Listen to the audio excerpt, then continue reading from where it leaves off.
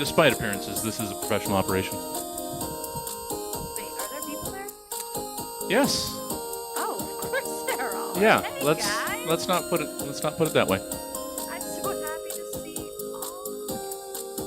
But I'm sorry, you can't hear me very well. This is very odd. Usually JoJo's like, turn it down. Well, then we're gonna have to ask Eric to turn himself down so that I can boost you both. Eric, can you turn yourself down? Because my Behringer is turned. Wait, hold on. I have turned down the gain on my microphone. I was going righty tighty and not lefty loosey. Kim, how many years have you been podcasting? Well, now we can't hear you at all. Yeah, 0. Wait, how about now? How about now? Yeah, back to that nice quiet How level. about now?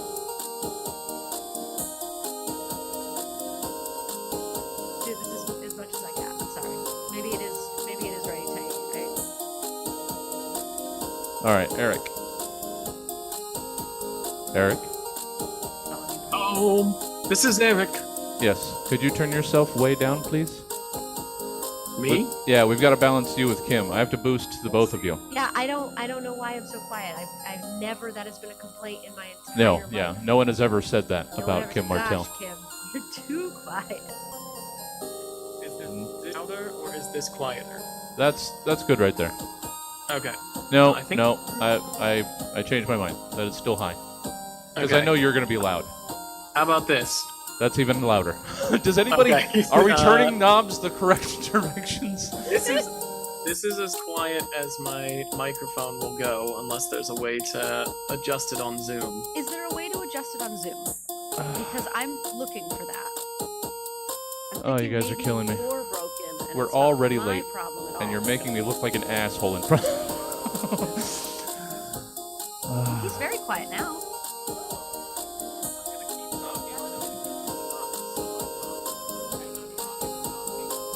Kim?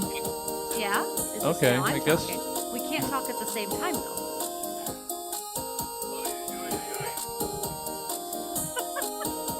Just the best.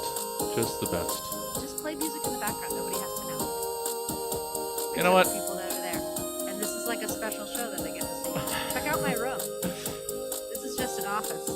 I've got 3 more upstairs and 1 over there. Welcome to Alabama, where we have lots of house for very little money. All right, we can hear you a little bit when you're right on it. So. Oh, I'll be on it. Oh, okay. All the Oh. way on top of it. All right. Like this the whole time. Again, This is something weird. that it's never been said about Kim, that she's not always right on it. All right, let's do the thing. Let's pull that up. Thank you, guys. Oh, you're so patient. We don't deserve you. Well, you wouldn't know, so we'll pass it up. Oh, this has been our checking microphone bit. Oh, it's classic on the show. That's smooth. Alright, let's do it. Alright, I'm not gonna fuck around with that. We're gonna get straight into business. Alright. Got people ready to enjoy what it is that we do around here. So let's allow them to. You know what? I'm framed enough. It doesn't matter at this point. This is an audio fucking medium anyway. This is a podcast. Nobody cares what we look like, Jack. I always care what I Wow. look like. Don't you ever say that. Sorry. I guess I Like shouldn't right have now, my gotten head all is very dolled big. up Why is then. my head so big? Because Hold on, I'll sit back a little bit. you're going to have to take your mic with you. I will. All right. Fucking- All right. If it makes my head smaller, I'll take my mic anywhere. Now she's going to be vain. Now this is what we're doing. Oh, just now. Never happened before this. Oh, no. All right. Hi, everybody. Hi, this is The Stab Show. It's the show that the theater's named after. So, you know everything else we do is just as professional. Sorry. Welcome. Good to have you. Hey, guys. Let's hear some of Kim. How you doing, Kim? I'm so good. Uh-huh.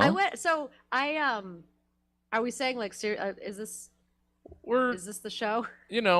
Normally we Pre-show riff number a 2. bit, but that was when we were working on the thing. Okay, so actually I went to the doctor and I have like some gallbladder issues and I'm in a lot of pain, but it's okay as long as I don't eat fat or drink beer. So basically either I'm going to be in pain forever or I'm going to die. Yeah. But other than that, I'm doing super swell. How are you?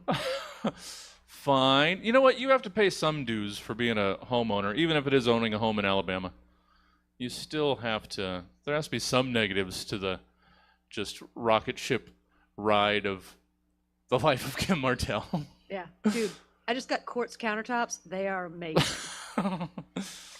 Wow. Countertop flex. Yeah. Thank God Jack's there. Dude. I'm just so pleased. Oh. Were you guys bonding over countertops? What did I miss? Yeah, I just love seeing somebody in the place. It's just good. Otherwise, everybody's just staring at a wall. Well. And us looking down at them like we're staring at the which, wonderful I faces felt like of that all these anyway. people. I don't need to look down on people literally. Okay. Well, good to see you, Kim. I'm not sure if I tilted. That's them right there. That camera right there. That's from Alabama and Los Angeles right there. So it'll get awkward when I'm looking at the person sitting right behind the camera. Eric, how are you? Me? I'm third. Oh, now we can use more Eric. We've overcorrected. Oh my god. Yeah, all right. he's- All right. Just a little bit. Here we go. Just a tooch. Hold on. Hold the freaking phone. Just a All right, smidge. Turn it up. How's that? There you go, right there. Oh. Lock it in. Tear off the knob. Well, I adjusted on Zoom. Oh, okay. How we doing? We're doing good.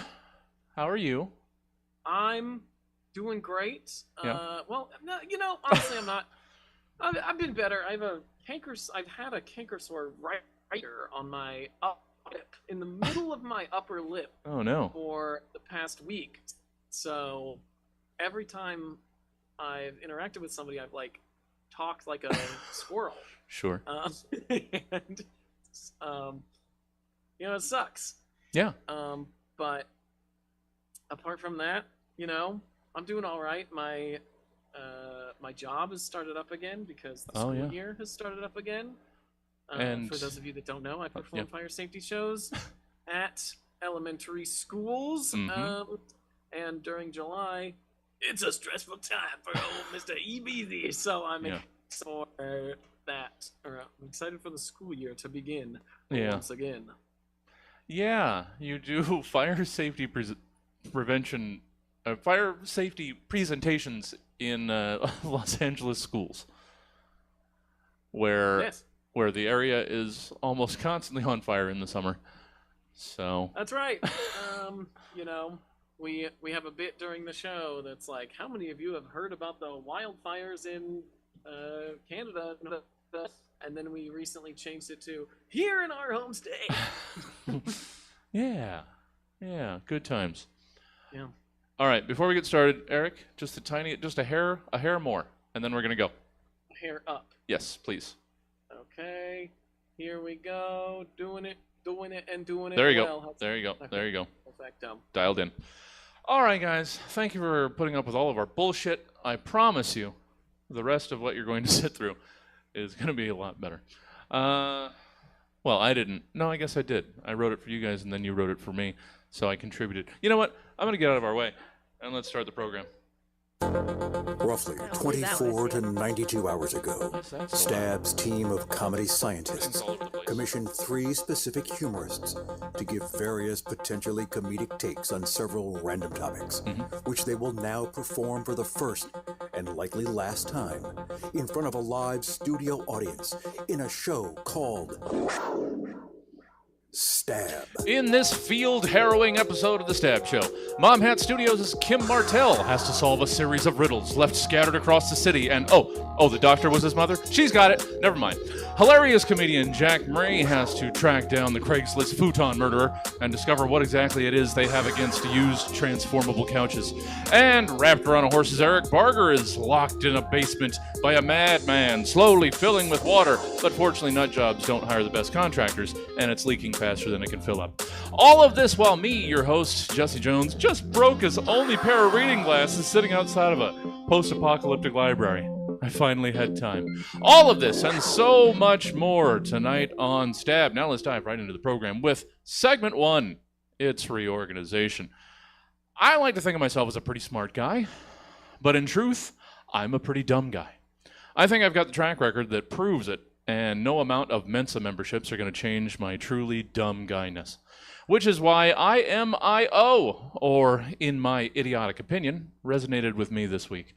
We're all dumb when we think about it, but thinking is what gets us into dumb trouble in the first fucking place. So let's forget about what IMIO might already mean to some, and instead give me who or what else IMIO might stand for or represent to you. Kim Martel, let's hear your IMIO. Well, howdy there, folks. Gather round, let me bend your ear. I reckon y'all are wondering why I'm talking like this. Well, it's this here Jesse's fault. And let me tell ya, he's done asked us to imagine ourselves a tall tale. It could be a real tough row to hoe. You may think that this is just the fates doing as they see fit, but sometimes I think he's a real snake in the grass, that one. Nothing smarts worse than when a prompt based on a prompt you were previously given is then given to you maybe years before. It's a tale for another time. What? Well, I tell you what, I worked this prompt with every bit of grit and grease I've got. But jeepers, if I could do nothing else in the end, I made it old-timey. I made it old-timey. Yeah, no, I got it. Oh, and there's also I made it obvious, which is I made it old-timey. Yeah. So you doubled it. You doubled it up. You gave us a double. You're welcome. Thanks, Kim. Smooches. Love your Just to countertops. clarify for the Just to clarify for the audience, one of Kim's prompts later is based on a prompt that she has done before. So she's going meta with something that already hasn't happened yet. But it's That's a tale for another time. it's different. It's a spin. It's a twist.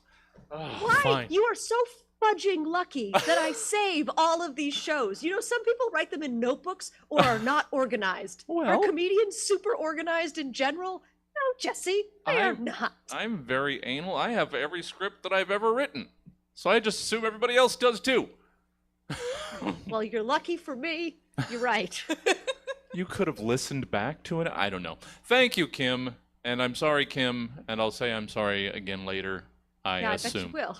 Oh, and I also just realized that I wrote in the file that I sent you guys. Our first guest was Kim Martel. Sorry. You can look at that. That's a tale for another time. A tale for another time. Jack. She can get you some cocaine. Hi there, Jack. Hello. Let's hear what you have in way of an IMIO. IMIO is what every single Olympic fan was thinking after Anthony Ammirati knocked the bar out of place with all that girthy man meat. Please, sir, IMIO, impale my internal organs. Oh, God. I've watched like 200 hours of Olympics this last couple weeks, and somehow I missed that. You know, I've watched about 200 hours of that guy knocking the bar I off imagine. of. I imagine. Yeah. I mean, you would think that's not new. It would have developed some sort of twist to make it over the bar.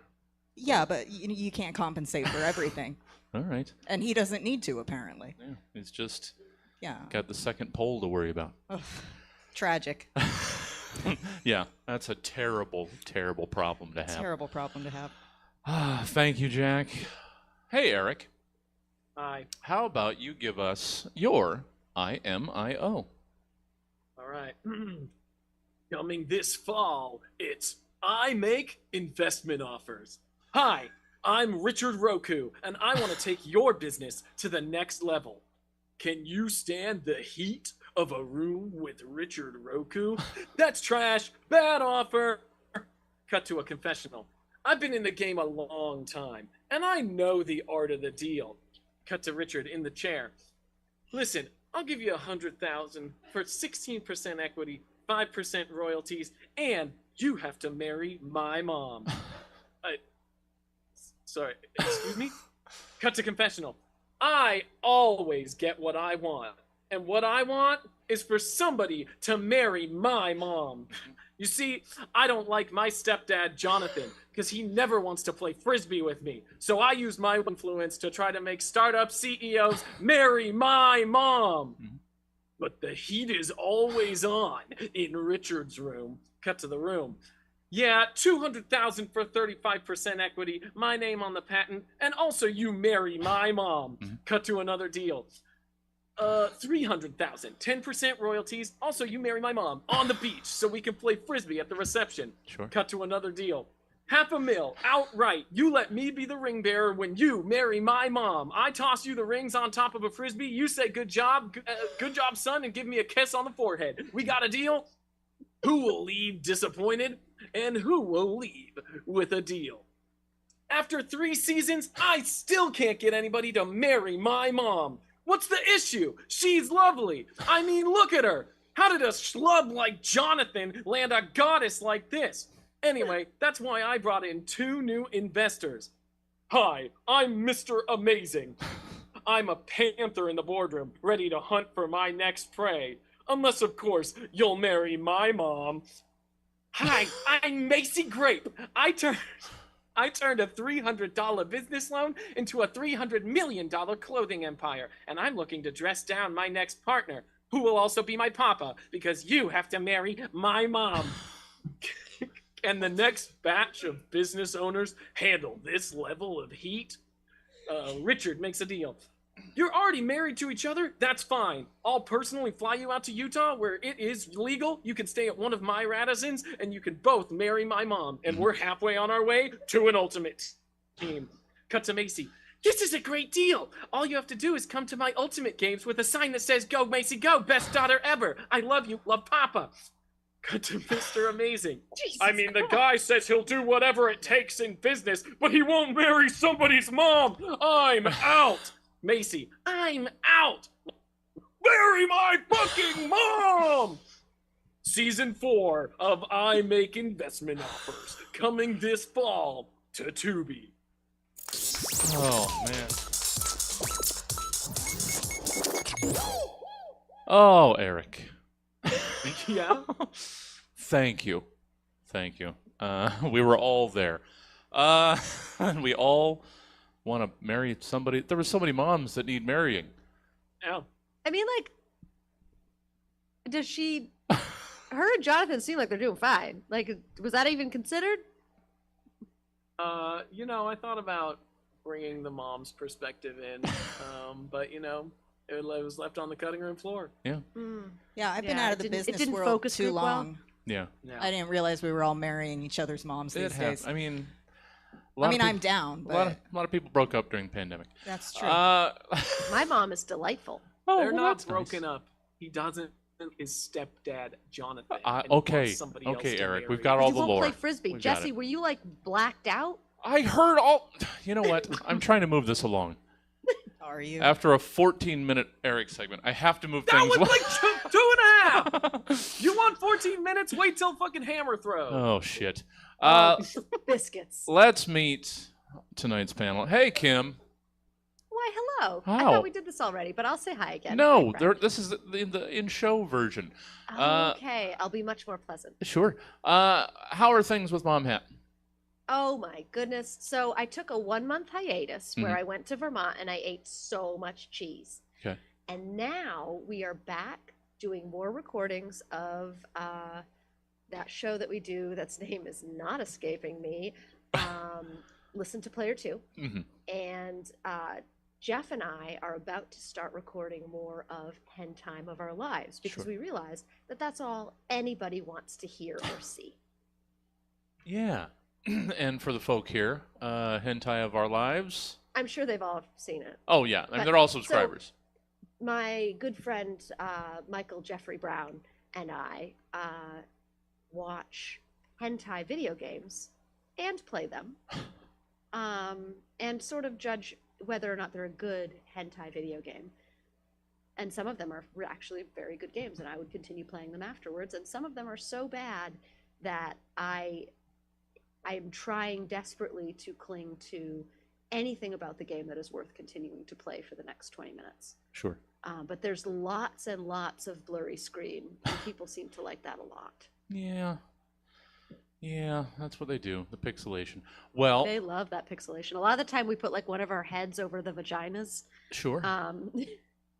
I think that's going to ruin sex for somebody for the rest of their lives, probably. But Well, or enhancing.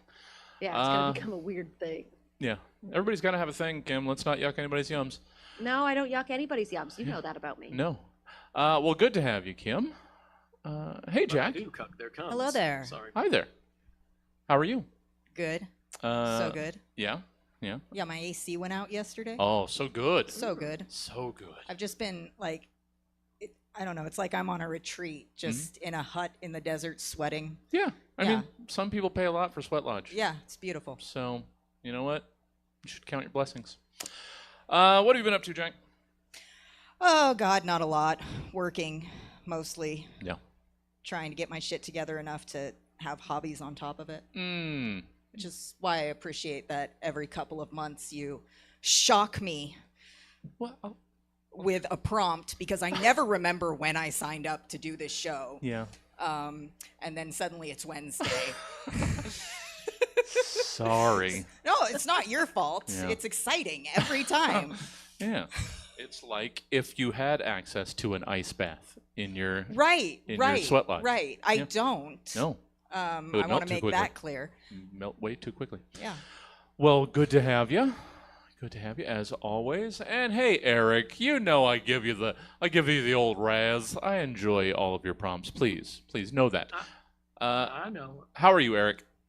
I'm doing all right. Yeah.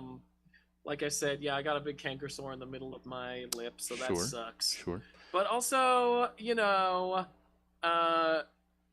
also just a fun story about recently, I made, as you may know, I make musical comedy. Yes. And recently, so right after the first presidential debate, I started working on this song about how I was really mad that these were the two nominees. Uh-huh. And I worked really hard on it. I spent probably 25 hours recording, writing, making everything sound production value wise. And the day I was ready to put it out, Kamala Harris gets nominated after Joe steps down. So Eric. You can't rhyme Kamala with Biden? I don't, but here's the thing, I'm happy about Kamala. And the thing was, I wasn't happy about Biden, so the whole song became irrelevant. So it was just a frustrating thing. Not to get into politics, because I don't know how everybody feels about that, but it's that's my personal sentiment. But Yeah.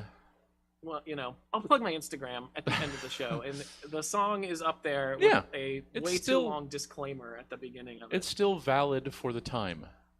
No. It still captures I mean, that clearly moment. everybody felt that way. He stepped down. Yeah. So So you were right. Congratulations, Eric.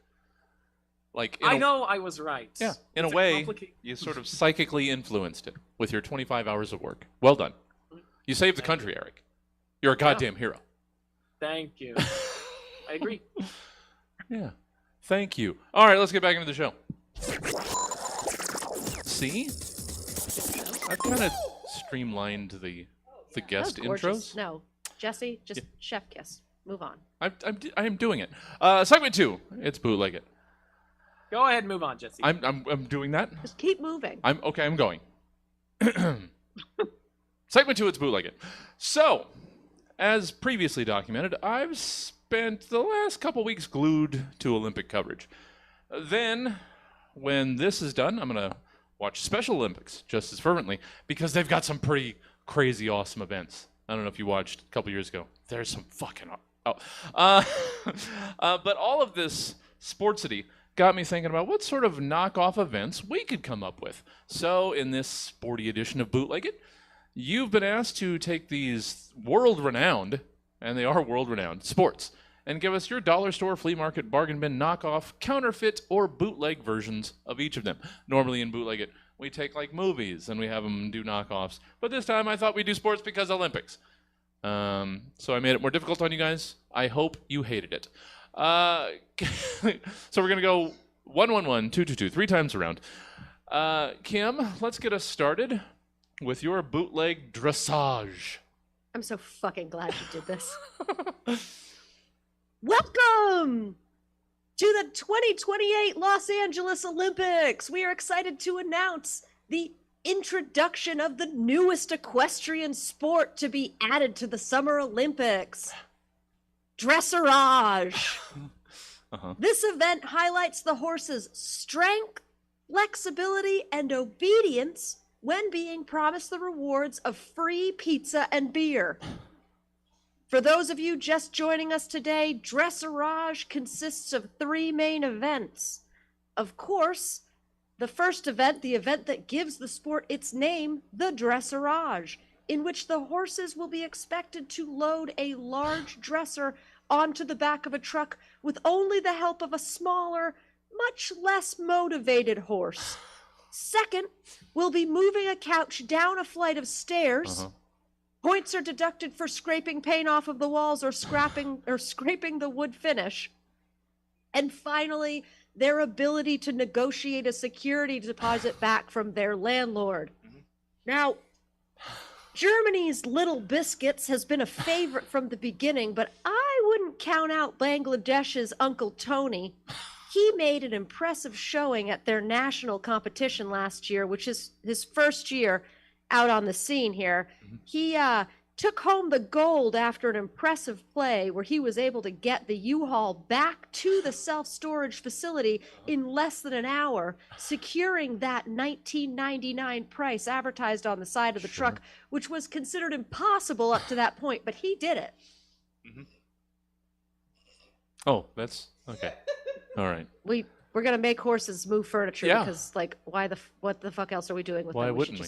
They're useless and stupid. Oh yeah, I forgot about fucking hate horses, and I think Kim's it's stupid. previous... And I just want to say, for those of us in the community who believe this, it should be the horses that are being given these medals, not the dumb people that are sitting on them. And you know how I feel about horses. Wow. It's dumb. You hate jockeys even more than horses, and you hate horses. Oh, and I hate horses. So that's a deep hate. Thank you, Kim. I forgot. This is supposed to be a segment 2s. They're supposed to be the quick sort of, and in a way, I've just added like 2 extra segments because you guys aren't gonna. Okay. Hey, Jack. I know how to do that. Yeah, let's hear your dressage.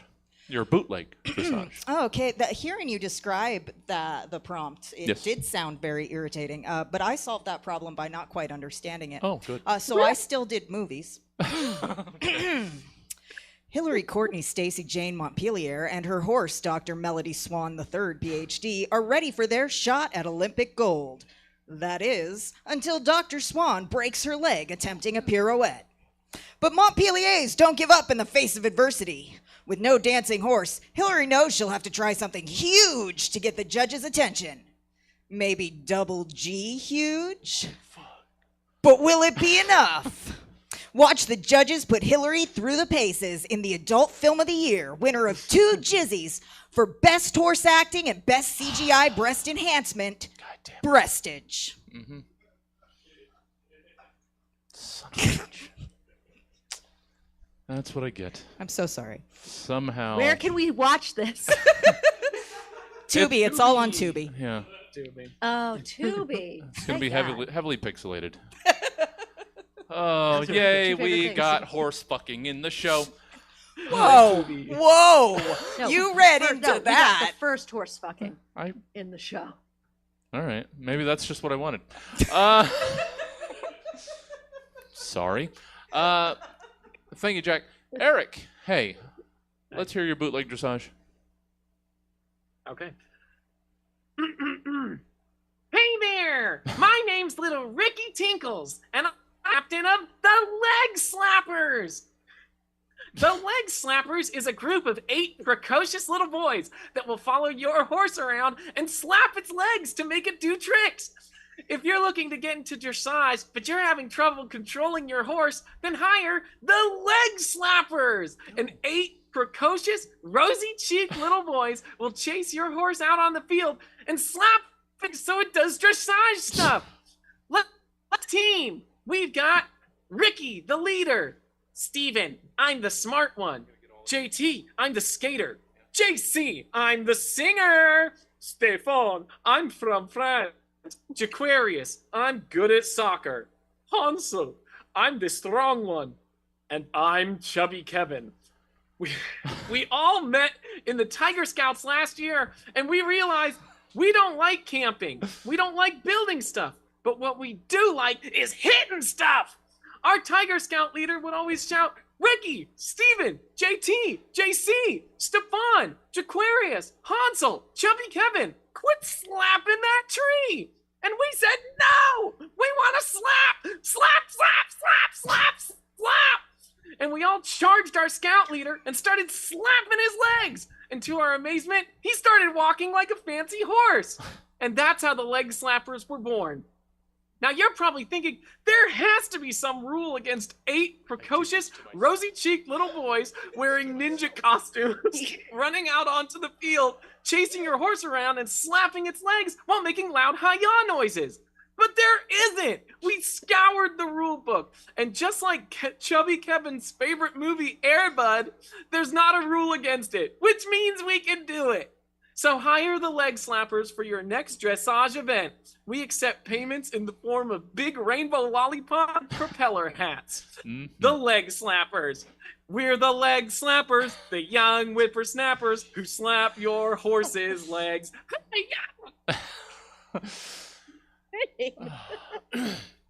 I accidentally gave Eric 2 more prompts. You're an idiot. We've got a 9 o'clock show, Eric. I don't give a fuck. All right. 2 more times through. Hey, Kim. Let's hear your bootleg hammer throw. All right, well, good evening, everyone. As you know, this year I will be organizing our neighborhood's Olympics. It's going to be a fun time. So far, we have 18 families committing their own countries to the games. Let's see if we can knock Dr. Asher off that pogo victory. High horse he's been on all year, am I right? But I'm joking. We all respect Dr. Asher. We've got a lot of the same games we had last year. I mean, I'm talking about sack race, dog dressage, bocce ball, and because of our HOA explicitly banning the competitively throwing of axes or any object heavier than 8 pounds after Greg's annual pool party last May, I've got an exciting new game that I think people will find just as good as hammer throw. Okay. Hammer catch. Nowhere in the HOA guidelines does it say anything about prohibiting the catching of 8 to 12 pound bowling balls that have been thrown off of Mr. Robinson's second-story garage. So players will be judged on entry stance and resolution, the ability to catch the ball, and recovery. And again, just lastly, if you could please sign up for the email potluck chain. It's the list where we're bringing, rather than just waiting and bringing something randomly, I would really appreciate it, because last year it was a huge success, but I just think that, like, we can all agree that 12 plain chips and 8 egg salads does not make a well-rounded barbecue. That's fair. Thank you. That's fair. That's fair. I could have done topical haiku, Jack. Thank you, Kim. So good. Hey, Jack, what do you have in the way of a bootleg hammer throw? Roger Cornelius Smash is an Olympic hopeful with a huge hammer. Mm-hmm. And after he wins Olympic gold, everyone wants a piece of this small-town hero.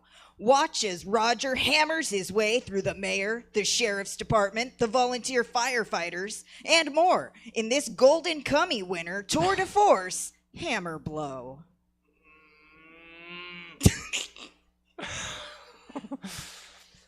I think we've landed on a theme. Jack was the only one that understood the assignment. Eric and I fail. Yeah. You're not wrong. Hey, Eric.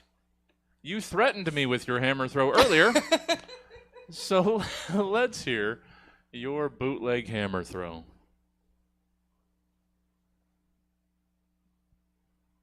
Eric, how many years have we been Zooming? We can't hear you.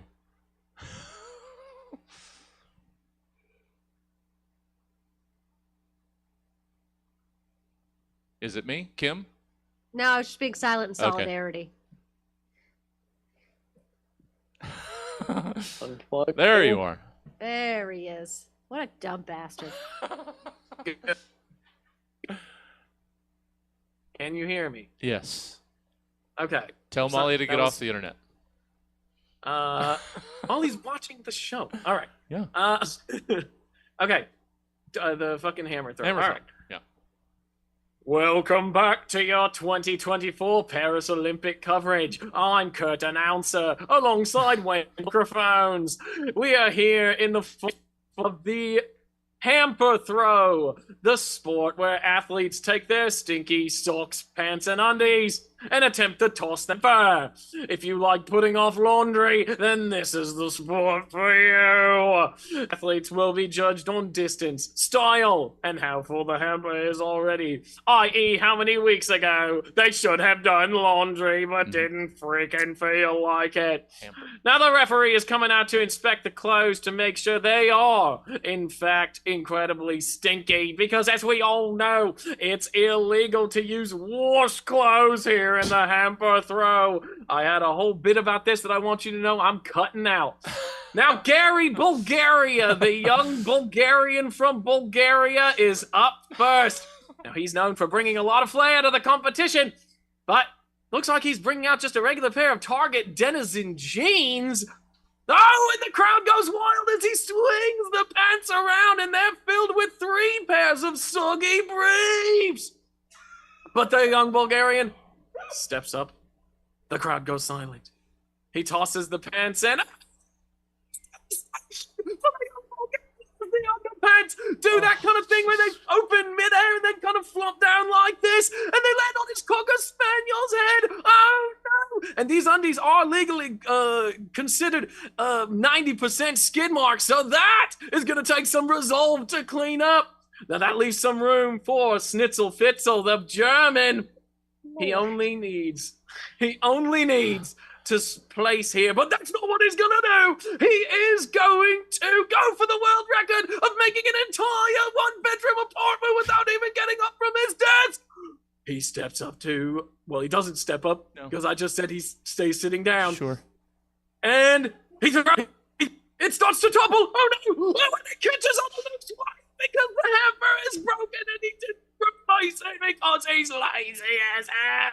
Looks like the German has made the world record. We'll be back to interview our world champion right after these messages. Your 2024 Olympic coverage is sponsored by the Leg Slappers. We're the Leg Slappers, the young whippersnappers who slap your horse's legs. Hiya. Thank you, Eric.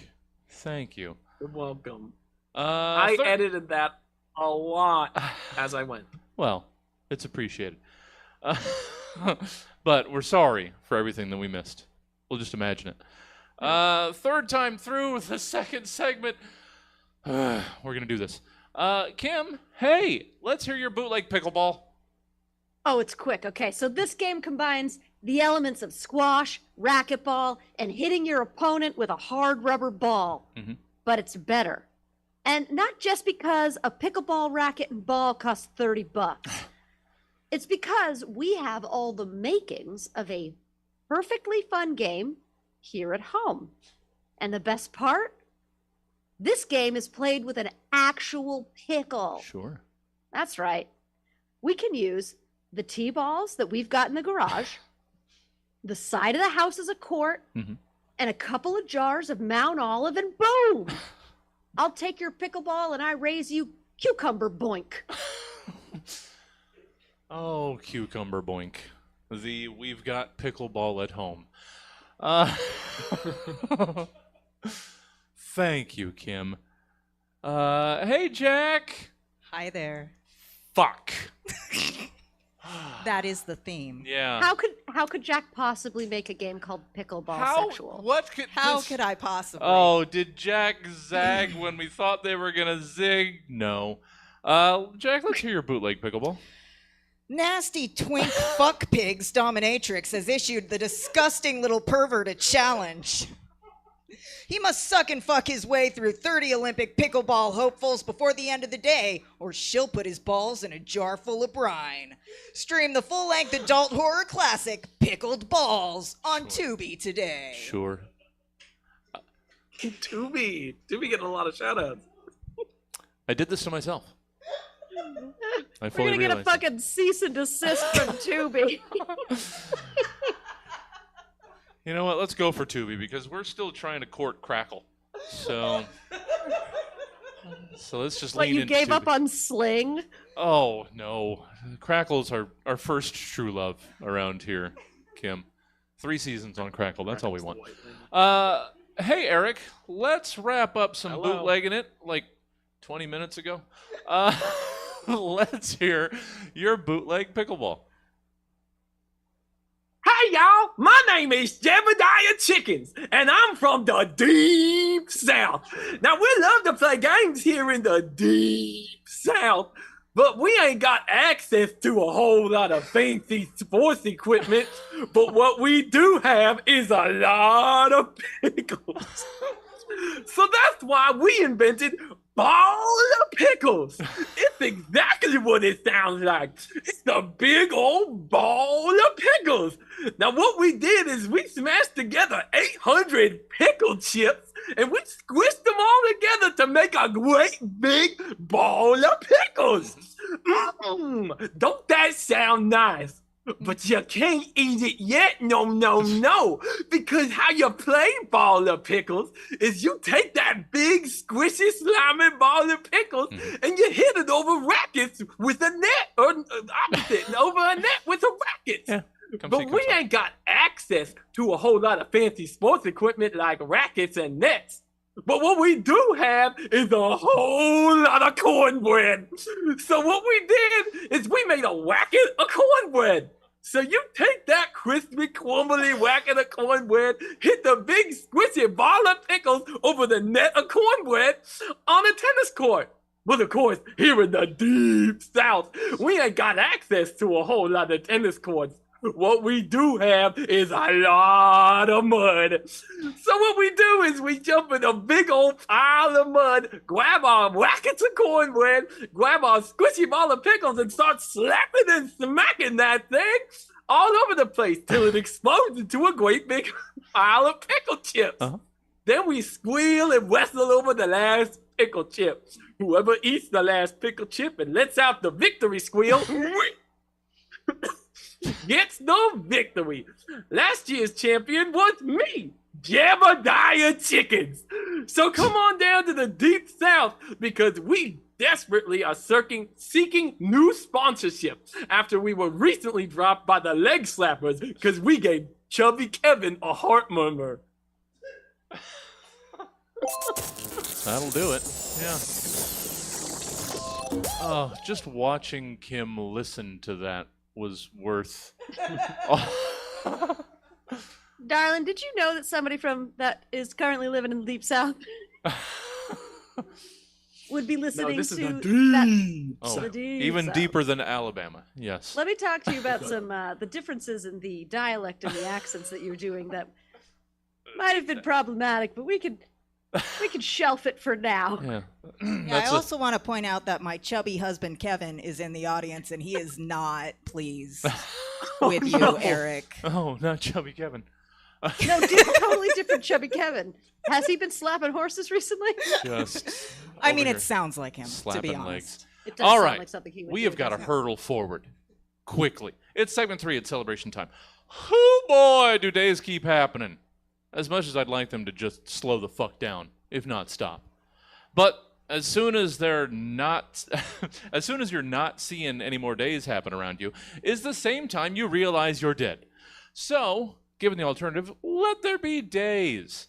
And in celebration time, we celebrate the passage of days by giving our panelists 2 happenings that happened to happen on this day sometime in the past, and asking them to tell us how they've already been or plan to be celebrating them in tandem. So let's celebrate another day of not having a day. Kim Martel, let's hear how you've been celebrating these 2 things. Why, in 1988, Canadian hockey player Wayne Gretzky was traded from the Edmonton Oilers to the Los Angeles Kings. Meanwhile, 5 years prior in 1983, Canadian actor and comedian Dan Levy was born. How have you celebrated those 2 things? Okay, so you may think that these 2 people have nothing in common. Gretzky, for example, Maybe. was born in late January, making him an Aquarius. And of course, today being Levy's birthday, he's a Leo. And those 2 signs are polar opposites. But maybe the reason to celebrate these 2 together is actually their similarities. Okay. Both men were born in Ontario. Oh. They're both authors of books related to their accomplishments. Mm.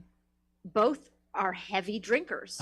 Gretzky has his own winery and whiskey distillery, and Levy has partnered with the triple sec maker Crotoy, or I don't know, it's French, so fuck him. Yeah. Because he basically sustains himself on Cosmopolitans. Oh, nice.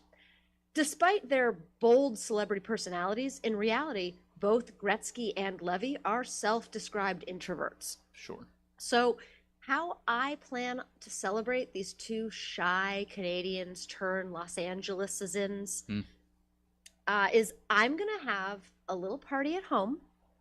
I'm going to play some Maribeth Solomon music, read the children's book Z is for Zamboni, and obviously G is for Gretzky, Sure. and get absolutely trashed. Nice. Oh, that sounds fantastic. Can we all just go home and celebrate Gretzky and Levy? Thank you, Kim. Wonderful. Sounds like a great day you're having. Hey, Jack. Hello. Typical Friday night. So, well, yeah. I mean, I was going to say, what's different? Jack Marie. In 1930, Betty Boop, created by Max Fleischer, makes her debut appearance in the cartoon Dizzy Dishes. Meanwhile, just 38 years later, American director and producer Mick G was born. How are you celebrating those 2 things? Well, first of all, I understand that you gave me this prompt because you like it when my voice gets breathy. Oh, well, hey there. So I'm not going to do that, Oh. you pervert. But I've got a podium. Boop-boop-a-doop, Jesse. Hi. You know me, so I'm sure you're not surprised that we go all out for Betty Boop McGee Day in our house. Mm-hmm. The day begins with face painting. The whole party gets painted like dogs to honor Betty's birth as a half-poodle woman. After breakfast, we perform the ceremonial washing of the faces to honor Betty's rebirth as a full-on human. Oh, Yeah. sure. Next, it's time for karaoke. We encourage each other to take risks in remembrance of when McGee convinced Mark McGrath he did have the vocal chops to sing Fly, which launched Mark's frosted tips into the ska rock stratosphere. You can handle that single key change, Mark. McGee believes in you. After lunch, we put on a holiday stage production of an episode of producer McGee's hit CW series Supernatural, with Sam and Dean Winchester recast as Betty Boop and her fat boyfriend Bimbo, respectively. And finally, we are all devoured by the giant armored centipedes that exist in the universe in which this rancid holiday is celebrated. Their armor is articulated steel plate, and they wear heavy steel boots on each of their hundreds of legs, except for the first set, which they obviously use to hold their swords and for smithery. You can hear the horde coming from miles away, so we knew as we were applying our face paint this morning that we were fated to die by day's end. We are one of the last remaining clans of humans after the worldwide war with the giant centipedes was lost, primarily due to our puny amount of feet. No one remembers how the war began, but we are just glad that we got to celebrate our favorite holiday with friends and family in our hiding place in the underground ruins of the old city's sewer system before our end came. Let the world know that we went out fighting, rocks and sticks in hand, but the enemy simply had too many feet. Godspeed, humanity. Yeah. What? I hated that prompt. Oh, okay. You know what? That's fair. Now that you put it that way. Bimbo. Yeah. Character lost to time. Again, I'm sorry. Apparently I've angered everyone today. But Betty Boop. Typical Friday night. Yeah. I hated it because it, made me think about my own shortcomings, like not knowing who any of these people are. Oh, that's fair. Like, I mean, I vaguely know Betty Boop. There's a clock with eyes. Sure. Yeah, I saw that before. That's Felix the cat. Yeah. Yeah, I know. Yeah. That was all I could think of.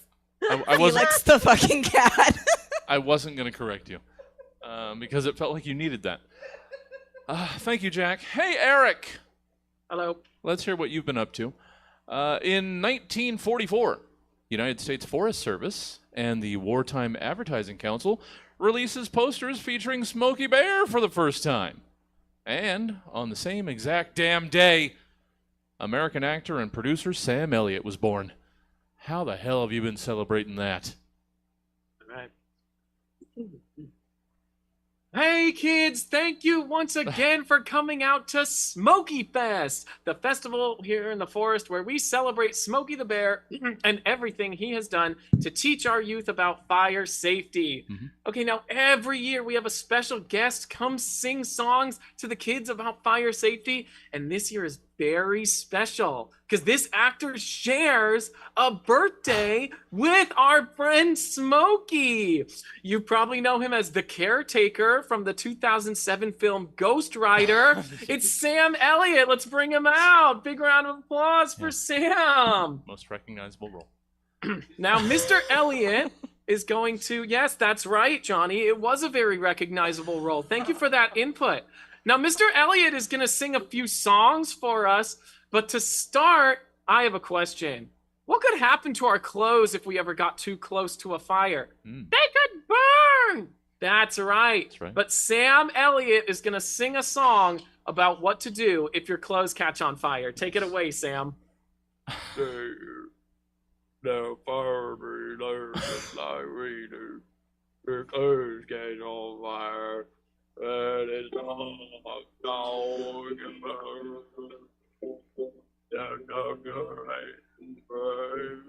It marked catch on fire.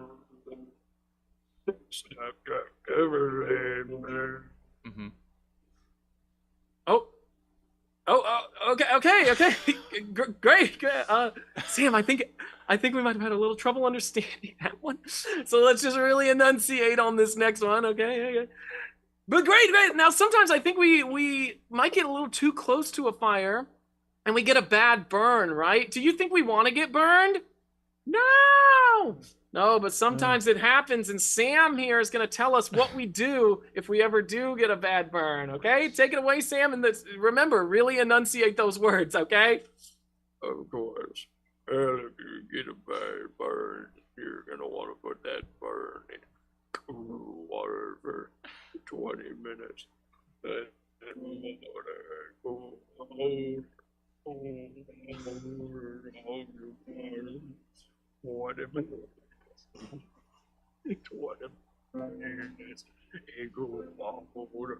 There's enough to cool your bone. Okay, Sam, I'm going to be honest. We're thrilled to have you here, but we can't make out what you're saying at all.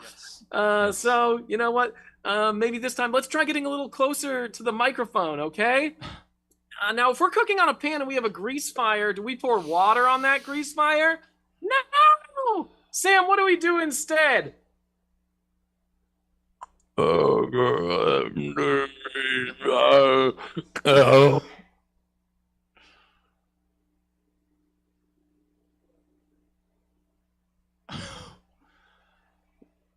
Okay, that's what's happening. Okay, Sam, your voice is too deep. We can't understand what you're saying. Off in the distance, a child yells, "Help! There's a grease fire in one of the Smokey the Bear themed food trucks!"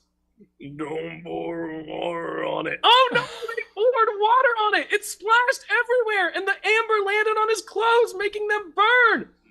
I'm going wrong. Oh no!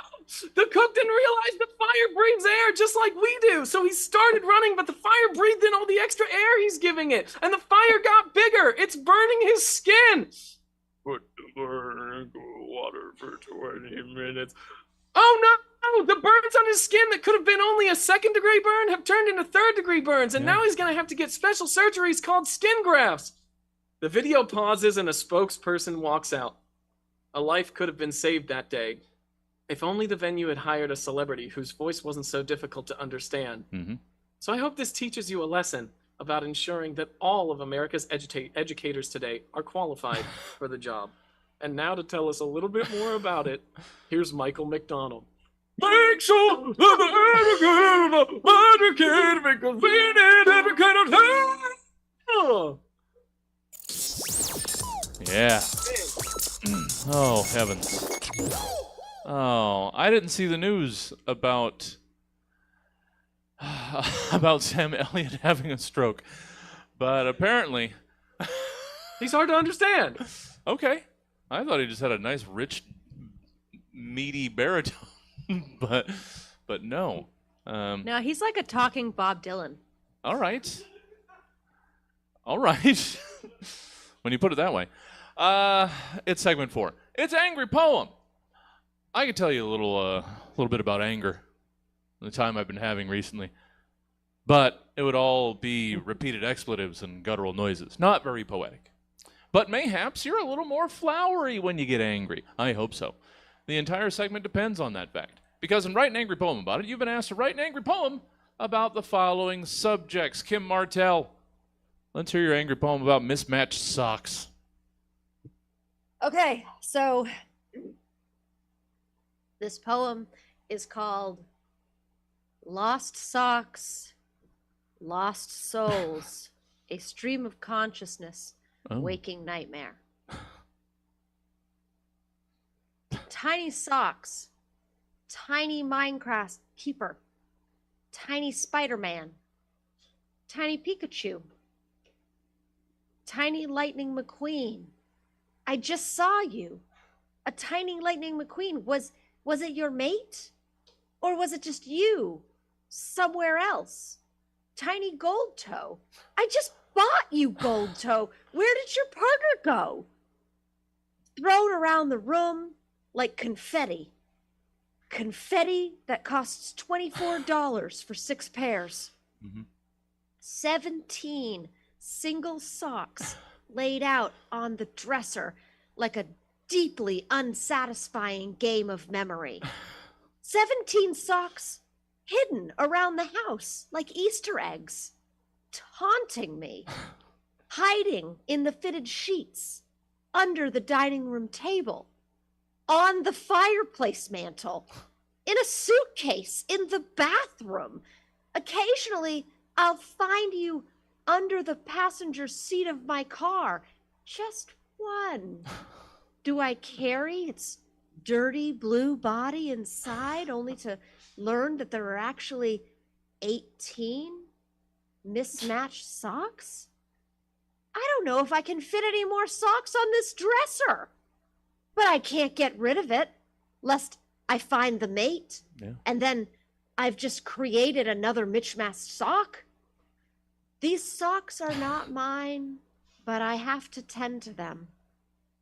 A garden that flourishes far beyond any plants I've ever attempted to grow. Faint memories of a sock in the toy room. Maybe Buzz Lightyear? Is that you? Minecraft Villager?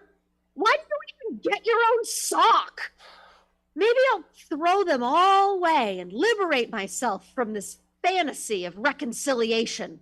Then, even if I found them all, the lost socks, I would still only be tending to 19 socks. But wait. Hope in a hopeless endeavor, as he outgrows them before they can be reunited. And so all of my effort, my searching, is for nothing. Yeah, I forgot this would trigger something since you have a first grader? Yeah. Yeah.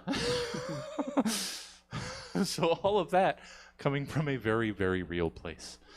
Thank you, Kim. Thank you. No, Eric, I'm fine. I love you. Smooches. What? I was talking about Kevin. Oh. No. Nobody gives a shit if you're mad, Jesse. You can't leave. Okay. We might lose Kevin. That's true. No, Kevin's fine, I assume. Thank you. Thank Well, you. he obviously didn't think that you were talking about him. Well. Why would he? Thank you, Kim. And I'm sorry that I triggered that. What the fuck, Jesse? Yeah, I didn't think about it, and now I'm very, very sorry. I'm going to send you 27 mismatched socks that are all this big. Thanks. Hey, Jack. Hey there. We've heard an angry poem about mismatched socks. Let's hear your angry poem about flowing locks. Oh my god, fuck flowing locks. Long hair can eat a bag of cocks. You want a diet with just one box? Fuck you, you fool, you stupid whore. Buy 2 or 3 or even 4. And when you drive home from the store, you'll shut those tresses in the door. And they'll pull on your head, putting pressure on your brain, giving you a nasty migraine. Don't ever get caught in heavy rain, or it'll drip down your back, a freezing river through your butt crack. And you have to brush it at an angle, or else your stupid hair will tangle. And look at all the combs I've mangled. You can take your long, long hair and stick it up your derriere. God, you'd probably like that, you freak. Flowing locks, bag of cocks. The end. Yeah. I'm glad we got to revisit that. The perfect rhyme. That's what I imagined. Thank you, Jack. Oh, what do we got? Oh, we got a good natty light. Yeah. Oh, Kim is asking for another one from someone downstairs. This is the Kim Martel system of getting another beer. Now watch it appear. I don't know if it's going to happen this time. I've been wagging this empty beer around. It's been a while. All right, Jack, thank you. Eric, we've heard an angry poem about mismatched socks. We've heard an angry poem about flowing locks. Let's hear your angry poem about guys named Brock. All right. I was worried that this was going to be a little too graphic, but Jack's been here, so here we go. We're fine. Jizzy Award or whatever the fuck it is. Yeah. I decided long ago, if your name is Brock, you gots to go. Everybody named Brock, go and get gone, because the only Brock I love is the from Pokemon. Bless your soul if you're not familiar with him. He's the leader of the Pewter City Gym. Strong, tan, with an ass that's hot, tight. As for his Pokemon, mostly rock type. And I thought someday I could tell him how I feel, but he's an anime character. He's not real. And so when I meet a Brock, it makes me feel shitty, because it reminds me of my love from Pewter City. And when I meet a Brock, I say, you're real rude, making me confused with your lack of Geodudes. I thought that I could have the love that I wanted, but I look at you and I don't see a single Onyx. So recently I met a man named Brock, not a brainy guy, a personal trainee guy, a jock, a man who works out and eats all his broccoli, but he might as well come nothing but a mockery. So I confronted him and I said, change your name. There's only one Brock that I want to claim. But he lifted his head, and to my surprise, he pierced my soul with single line drawn on eyes. I looked more at this beautiful angel, orange shirt, green vest, hair made of little brown triangles. It was my true love, Brock. I said, what do I do? In his strong, deep voice, he said, kiss me, you fool. So into his strong, musky arms I sprung. I'm not Pokemon 108, but I did lick a tongue. And he knows I want more, and we're just getting started. I might as well be Metapod, the way he made me harden. He said, I want you, but I need you to feel it. I grabbed his loins, and he's as hard as a Steelix. So I turn him around, and I pull down his shorts. He says, what are you doing? I say, ass to mouth, of course. And with all the ferocity of a burrowing Diglett, I grab a hold of his ass and I start to lick it. I keep going, and I never once stall. I turn my man red and white when I Pokeball. With the fire of a Charizard, licking that rectum. I say, when I'm done, you can call me Ass Ketchum. Now it's time for the big show. So he turns around, and in that strong voice, he says, pants on the ground. And in the flickering light of a not distant Vulpix, we both drop our trousers to reveal our full dicks. I'm turned around, and to the carpet I'm thrown.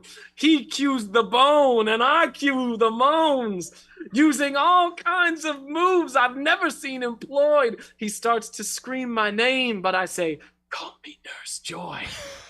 It's a glorious night of sucking and fucking.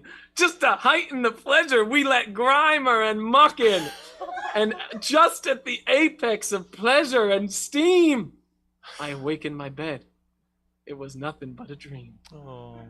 I didn't meet the leader of the Pewter City Gym, and what's worse, I was never railed by him. And so I know I'll never be slammed by that perfect cock. They make me think of what will never be, which is why I hate guys named Brock. Oh, heavens. Dude, if there's only one thing that's gonna get you fucking fired, it's gonna be somebody finding this. Oh no, this is fine for someone who teaches fire safety to elementary school children. This is fine. This is fine. They don't Pokemon anymore. They would never even understand this. That was so beautiful. That was beautiful. Oh, Thank you. it was thoroughly enjoyed by the audience here that are of a Pokemon age. Completely over my head. Sorry, I just missed it. I just missed Pokemon. Segment 5 is podcast, and we finally made it to the final segment. Hooray! The Humble Podcast. It's a labor of love, really, when you think about it. Because why else would one subject themselves to such brutal ego assailment unless it was for the love of the thing they kept doing for 11 and a half years without anyone noticing? Why else, indeed? And so it is in Podcast It that our panelists have been asked to give us their rundowns, recaps, and summaries of the specific passion project podcasts of these various persons, things, or what have yous. This is what Kim complained about an hour ago. Kim Martel. Finally bringing it back. Kim, let's hear. We do so much content around here, and we never revisit it. I thought it would be fun to use the... Kim. Was this a platform where we revisit things? Kind of. Now it is. Yep. We're finally... Now you're making it a thing. We're finally eating our own tail. Kim Martel. Oh man, I've been eating my own tail for what? Yeah, just like Eric's laid out Shit, for us. Man. Eating all that tail. I'm going to need that in a Google Doc sent to me immediately. Kim! What? See you guys. Thanks for sticking around. Hope to see you again. Kim Martel. Fair. Totally fair. I get it. Let's hear your recap, summary, rundown, what have you, of a fan TV recap show of any show from a new fall lineup prompt you've ever done on Stab. It's a very totally inside. Fine. Yeah, everything's fine. All right, everybody. Welcome back to A Red Terror, the #1 non-official podcast breaking down Peacock's surprise original series, The Scarlet Letter, but with explosions. I'm your host, Maxine Hart, and today we're unpacking all the references, Easter eggs, and things you might have missed in this week's Episode 1, Season 2, Dial A for Explosion. Now, there are going to be some spoilers here, so if you haven't seen the episode and you don't know what happens and you don't want it spoiled for you, just turn the volume all the way down, but keep it playing in the background because monetization makes a big deal about people leaving it in the first 60 seconds of a podcast. But let's get into it. First of all, a lot of people are asking if we need to investigate where Hester got all that C4 in season 1. And to them, I just gotta say, this show was directed by Michael Bay. So drop it already. We're never gonna find out. No. Suspend your disbelief and move on. Okay, all that being said, do I think it was a bit of a jump when it was revealed that Hester actually had twins and that the second baby also has a massive amount of C4 of unexplained origin? I think we're actually going to see this unfold in a really interesting way in future episodes. And if anyone's read the non-official fanfic books written by Dwayne "The Rock" Johnson, they know what I'm talking about. But again, we don't know if those are canon. And I don't want to spoil it for anybody who hasn't read it, but you should. The Rock's really missed his calling. I mean, I hope the people at Peacock have the rights to that courtroom explosion scene because, well, you know what? I've already said too much. Just go read the books, all right? Look, after that look that Roger Chillingsworth shot to Mistress Hebbins, it's pretty clear season 2 is going to be as much sploosh as it is boom, if you catch my drift. And I personally am here for it. All right, you guys. Well, this has been a Red Terror. Until next time, I'm your host, Maxine Hart. Thanks for listening. Thank you, Kim. Aren't you so glad you got to revisit that? You're welcome. You know what? Fuck it. I was really pleased. Yeah. I was really pleased going back to the Scarlet Letter, but with explosions. Sure. And I'm glad that I got to bring in Dwayne "The Rock" Johnson. Oh, yeah. And they're... He's a gem. Yeah, he truly is. He's more than we deserve. He invented jabroni. Sure. Every time you say jabroni, a little part of you should be thankful Well, for Dwayne the Rock Johnson. sure. I mean, I think the Iron Sheik probably invented it 20 years before. But sure. Kim Martel. Whoa. You hold the phone, mister. Sorry. I will Google it, and we'll get Sorry. back to this later. All right. Kim, how can people enjoy more Kim Martel out in the world? Oh, man. Well, I shop at the Winn-Dixie down the street. Oh, okay. No, so again, Mom Hat Studios will be doing more of the Hen Time of Our Lives. If you like video games and new video games that are just coming out and you're not sure whether or not what you should play, because there's tons of stuff coming out all the time, our Listen to Player 2 is actually a really good way to figure out if it's something that you would want to watch or listen to or play.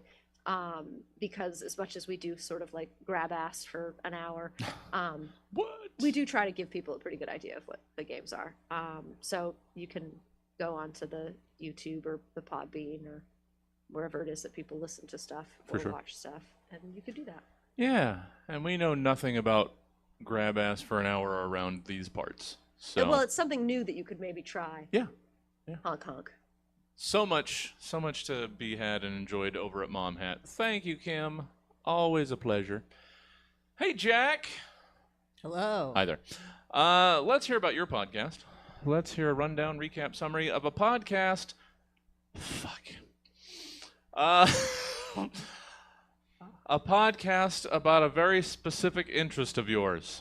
Yeah. Why Why? I was going to make up something funny, but then I thought, no, he's asked for sincerity. Yeah. He's asked for my interests. Hey there, and welcome to my podcast. It's been 1 year since Larian Studios' record-setting, award-winning open-world RPG Baldur's Gate 3 was released. Since then, I've spent thousands of hours immersed in the story, the characters, and the combat, and I'm a huge fan of all the various podcasts on the game. There's Baldur's Great, where hosts Jim and Greg see how much cheese they can grate during the enemy combat turns. Baldur's 8th, where hosts Sam and Jim get really high and discuss the gray morality of murdering those 2 goblin children so they can't run and alert the guards, even though you're totally going to kill those guards anyway. And my personal favorite, Baldur's Cake, where hosts Greg and Sam compare each Faerun NPC in a March Madness-style competition to find the perfect pixelated posterior. And Gortash is already out of the running. Sorry, you weird Gortash simps. But there's one part of the game that no one seems to be talking about, and I think you'll agree that it's arguably the best part of the year's best game. It's a topic near and dear to my heart, so let's get into it. Let's. Baldur's Gate 3 Flaccid Dick Physics. There we are. As you know, all playable Baldur's Gate characters are completely anatomically correct, and you can and should make them play the entire game naked. Because those glorious, weightless, floppy dicks enhance every single moment. Defeating General Ketheric Thorm is so much more satisfying when you can stand over his corpse and jiggle your flaccid member at him. And 2 floppy dicks caught in a gentle breeze make for the perfect background for the tender scene where Astarion holds your hand and takes his first steps toward love after 200 years of Cazador's cruelty. I never want that scene to have pants again. In the studio with me today is Dick Smith, the renowned motion capture artist who did almost all of the flaccid dick work for the game. Of course, Dave Jones did Halson's dick work himself, in both human and bear form, but I couldn't get him because he was busy. Dick will describe his artistic process.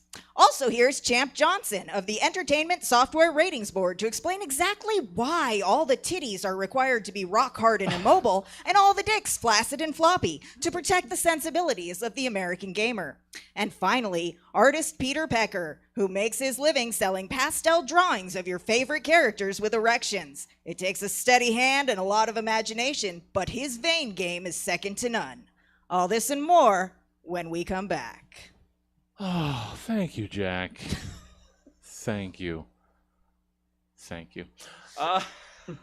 Hey, how can people get more Jack Marie where they work in bank? I mean, you can follow me on Instagram, Himbohotamus. Scroll a little bit, and you'll probably be able to figure out where I live. Come over sometime. I won't be ready. We don't have snacks, but... Well, maybe not, then. Yeah. Well, awesome. Yeah. Always good to have you. I'll try and surprise you more. Excellent. With invites, and then forgetting about them, and then being abruptly reminded of them.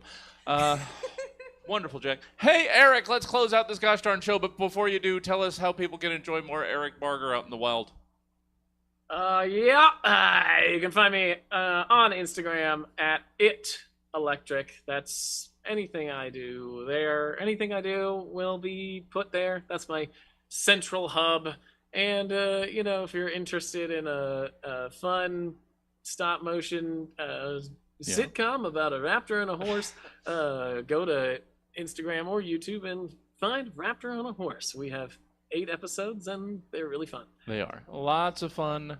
Eric, everything you do is wonderful and wholesome, especially poems about gym leaders. Eric, let's close out this program. Let's hear your podcast, hosted by the contents of your trunk. Okay. This is so stupid.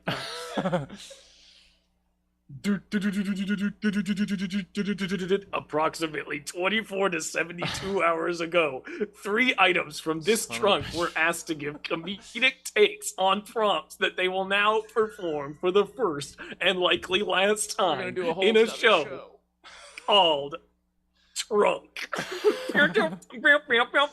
Welcome to Trunk. Let's meet tonight's panel. First up, it's an old bag that's good at keeping the heat alive. It's old pizza carry bag from Domino's. Second, they're fuzzy, they're frayed, and they just want to be thrown away. It's spare car mat. And last but not least, why are they in here? Because Molly reasonably told Eric they don't have room for them in the apartment. It's 3 Nerf guns. And I'm your host, Jumper Cable Jones, saying, I'm the junk inside this trunk. All right, let's get the dang thing started. Your first prompt is podcasted. Yes, it seems like podcasts are everywhere these days. Sometimes you're even asked to pretend to do a podcast on a podcast that's a prompt within a podcast. But enough about that meta nonsense, as we ask our panelists to kindly podcast about the following things that would be considered funny to the stuff inside of a trunk. Old Domino's bag, you're up first. How about you give us your version of a podcast hosted by the parts inside of the engine underneath us? Of course. Approximately 24 to 72 hours ago, 3 items inside this engine were asked to give potentially comedic takes on various prompts that they will now perform for the first and likely last time. We're all gonna die here. In a show called Engine. Welcome to Engine. Let's meet tonight's panel. First, the ladies love his rotating shaft. It's Camshaft Schmidt. Next up, it's installed where the pan attaches to the engine block. It's Gasket Marie. And lastly, it surrounds the crankshaft. It's an engine show favorite. It's Sump. And I'm your host, Fuel Injecty Jones, saying, I'm the real dipstick of this place. Let's get the dang thing started, shall we? Your first prompt is podcast it. Yes, it seems podcasts are everywhere these days. Heck, sometimes you're even asked to podcast about being on a podcast that's a pretend podcast on a pretend podcast on a real podcast. Follow all that? Heck, I wrote it and even I couldn't follow it. But in podcast, all you have to follow is your words as we ask you to reenact these podcasts by things that would be funny to pieces of an engine. Camshaft, you're up first. Let's hear your podcast hosted by some knucklehead in Sacramento and his stupid ass meta friends. Of course. Approximately 24 to 72 hours ago, 3 panelists were asked to give their takes on 5 comedic prompts that they will for the first and likely last time in a show called Stab. Welcome to Stab. Let's meet tonight's panel. First up, he's a comedian from Los Angeles and one half of Raptor on a Horse. It's Eric Barger. Jesse, stop. Yes, I'm inside my own prompt. Can't you see? We've become nothing but puppets. Oh, sorry, I'm such a stupid stickhead. Stop insulting yourself all the time. We don't have time for it. Can't you see the entire fabric of reality is collapsing in on itself? Oh no, all the prompts are colliding. Oh, there's Sam Elliot having sex with Brock from Pokemon. That feels so good, Brock. I can't understand what you're saying. And there's a ball of pickles getting married to Richard's mom. Dude, don't you hear? I'm from the deep south. Jesse, I think this is the end. What? Don't worry. Woo! It's Chubby Kevin! Yay! Listen, I know it all seems hopeless now, but just as you've been following my story, there's a man who's been following yours. and he has the power to save this world. He can end this stupid meta bullshit. His name is Jet Ski Jones, and only he has the power to save this never-ending stab prompt. Jet Ski, if you're out there, save Stab by saying, "And that's been the Stab Show." Save us, Jet Ski. End the show. End the show, Jet Ski. End the show. I'm actually giving you permission. Save the Stab. And Stab is over. Thank you all so much for joining us tonight. Oh, we got too deep. And of course, a special thank you to our incredible panel, Kim Martel, Jack Marie, and Eric Barger. Oh, want to catch the Stab Show live as it happens? Well, you can do that in person by coming down to Stab Comedy Theater Friday nights at 7:30, or from impersonal by tuning in to Stab TV on Twitch. Both ways are valid, just as you are.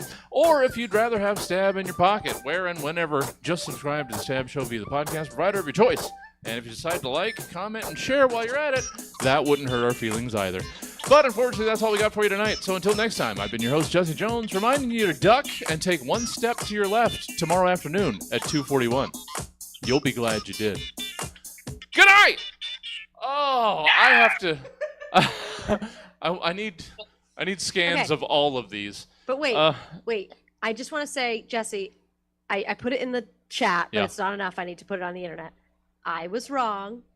I read the internet wrong. That's all right. Many years ago. I did see it. Originally read this. Dwayne "The Rock" Johnson credited. Yeah. He made popular Jabroni, but he very clearly credited the Iron Sheik. Yeah. See, I know things that nobody cares about, but I know them. You're right. You do. That was just stellar. Well, thank you guys. Thank you so much. I have to run very much. We've got a show queuing up in the lobby. So thank you, Eric, Kim, Jack. You guys have been great. Grindhouse Comedy is going to start in, let's call it about 11 or 12-ish minutes. Basically, as soon as I can strike the stage and get everything set. Thank you, guys. Beat the fuck out. Stick around. We'll see you in a couple minutes. Bye, Jesse. Bye, Eric. Eric, Thank you for all the drawings. Go take a nap. That was Good night, guys. fantastic. Good job.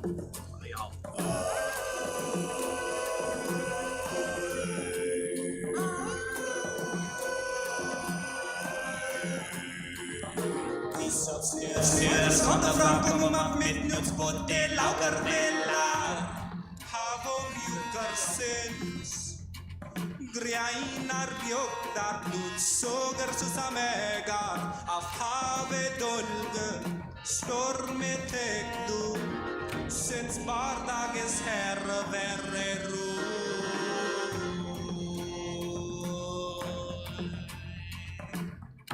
framsvepum med bitterjura västerstrande i sokjum Så nu falla trycka lätta och smutta sin tvättra för att anfang mega dagen vinna tar alle rossigar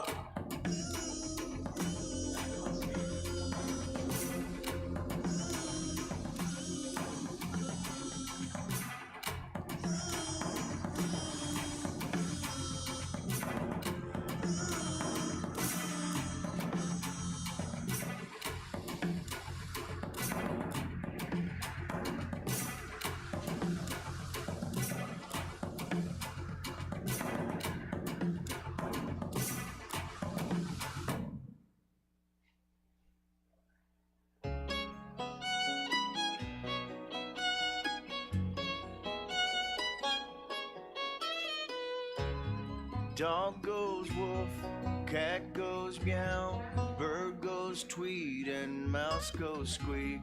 Cow goes moo, frog goes croak, and the elephant goes toot. Ducks say quack, and fish go blub, and the seal goes ow, ow, ow. But there's one sound that no one knows. What does the fox say?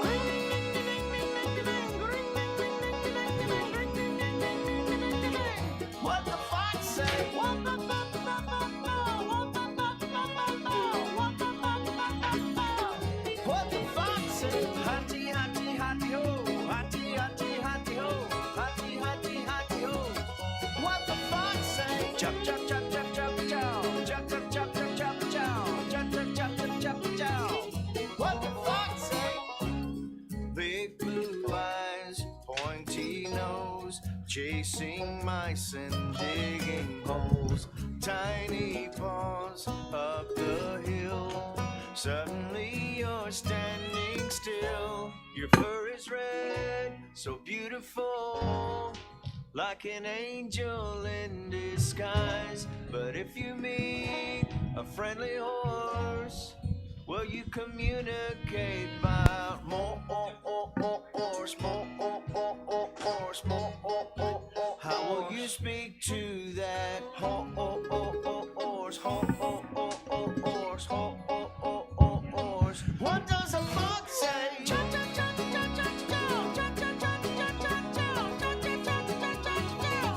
What the fox say? What the fox say?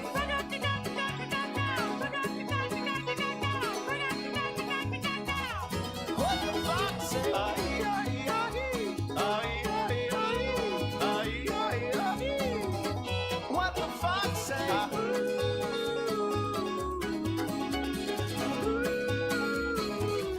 What the fox say?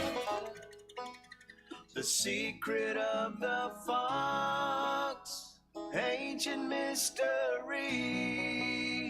somewhere deep in the woods. I know you're hiding. What is your sound? Will we ever know? Will always be a mystery. What do you say?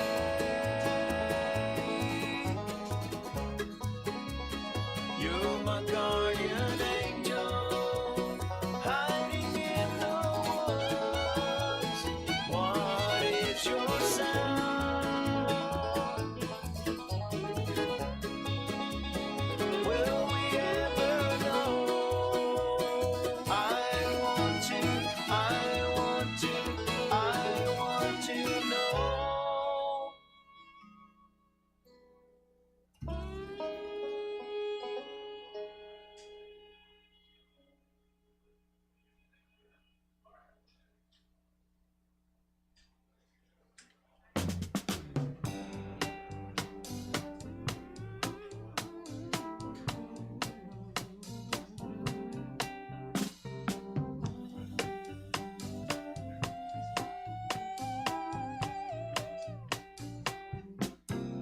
I paid my dues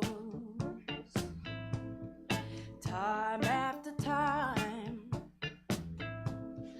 I've done my sentences, but committed no crime. And bad mistakes, I've made a few. I've had my share of sand kicked in my face, but I've come through. On and on and on, 'cause we are the champions, my friend. And we'll keep on fighting till the end.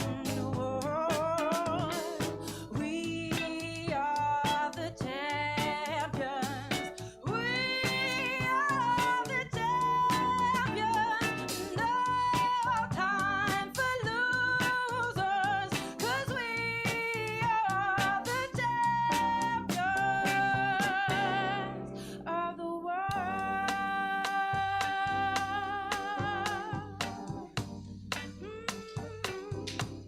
I've taken my bows by curtain calls. You brought me fame and fortune and everything that goes with it.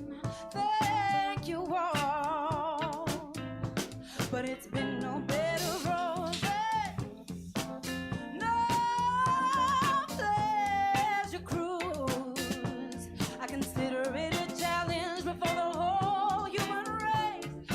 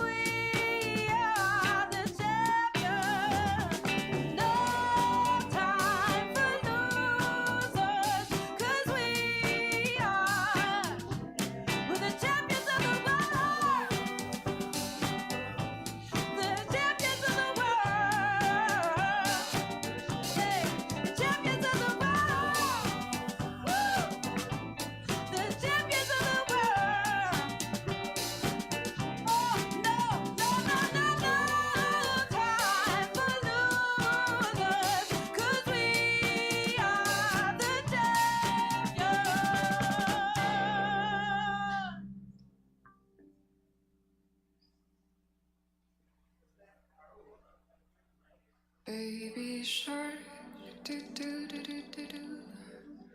Baby shark, do do do do do. Baby shark, baby shark.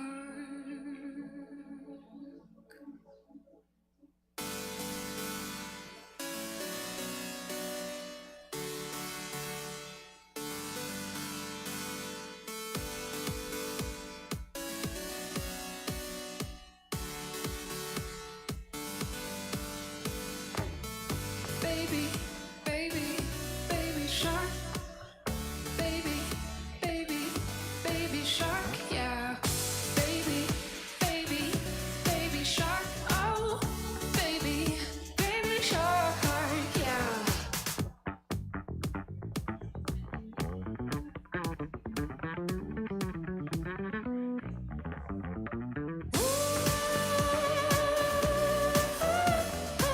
Yeah, baby shark, yeah. Baby, baby, baby, baby shark, do do do do do.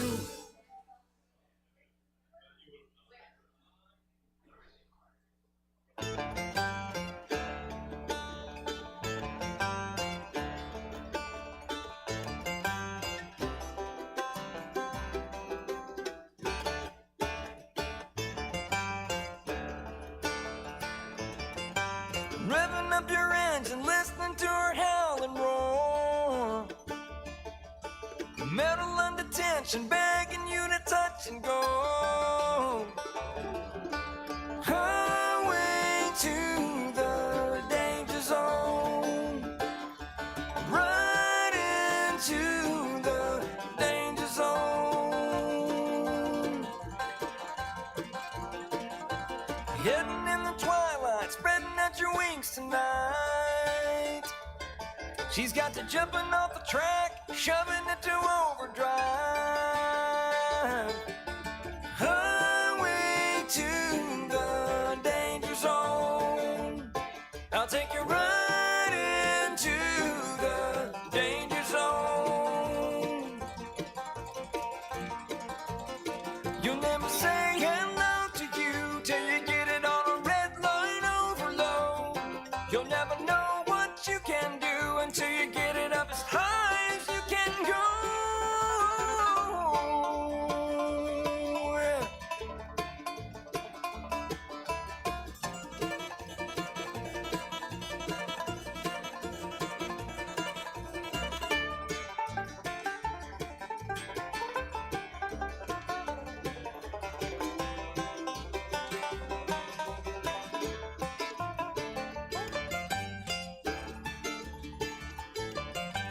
Out along the edge is always where I burn to be. The further from the edge, the hotter the intensity. Highway to the danger zone. I'll take you right into the danger zone. I'll take you right into the danger zone. Right into the danger zone.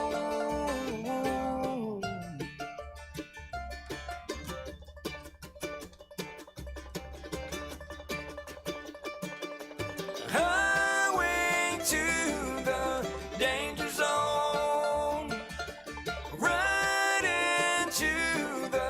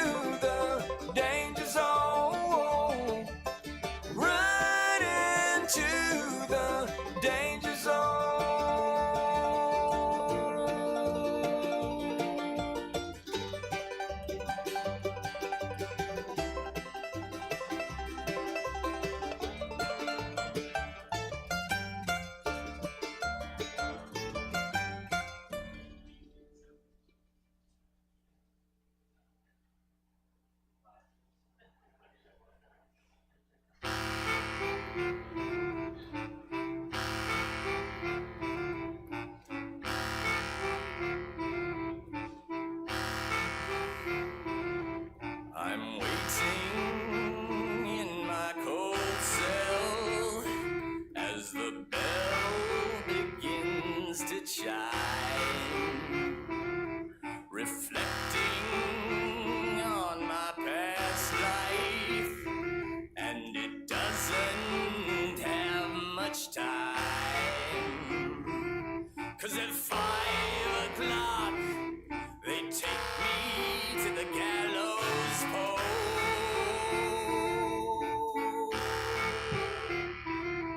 The sands of time for me are running low.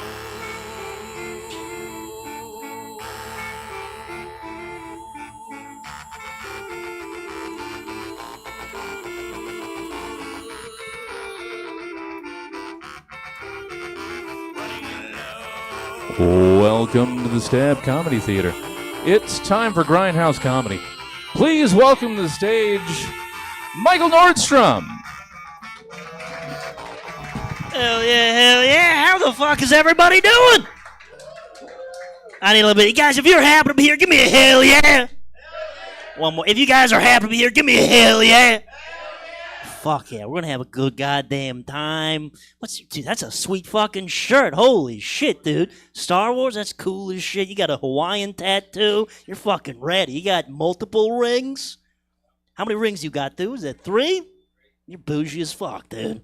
I don't have the fingers for it. I don't have the confidence to it, dude. You got a sweet mustache too, goatee. What's your name? Mark? Guys, give a big loud for Mark, everybody. Hell yes. And who are you with?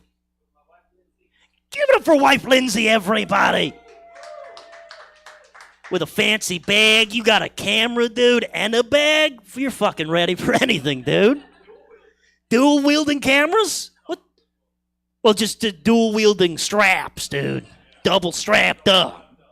Ready for anything. What do you got in that bag, dude? You got a gun in there? What's up? Mystery bag? That concerns me. I'd rather you have a gun in there, dude. At least tell me so I know. And what's your name, dude? Raj? Hell yeah, dude. Short for Roger or something else? Sugaraj, that's a cool fucking name, dude. Does that mean anything? That's cool as shit, dude. My name is Michael. It's spelled fucked up. It's spelled Mikel. And that doesn't mean shit, dude. All that means is that my parents don't know how to spell. They just sounded out phonetically like a bunch of children, and that's my name, dude. I've had it for 25 years of my life. I'm 5'11". I've had it for every single inch.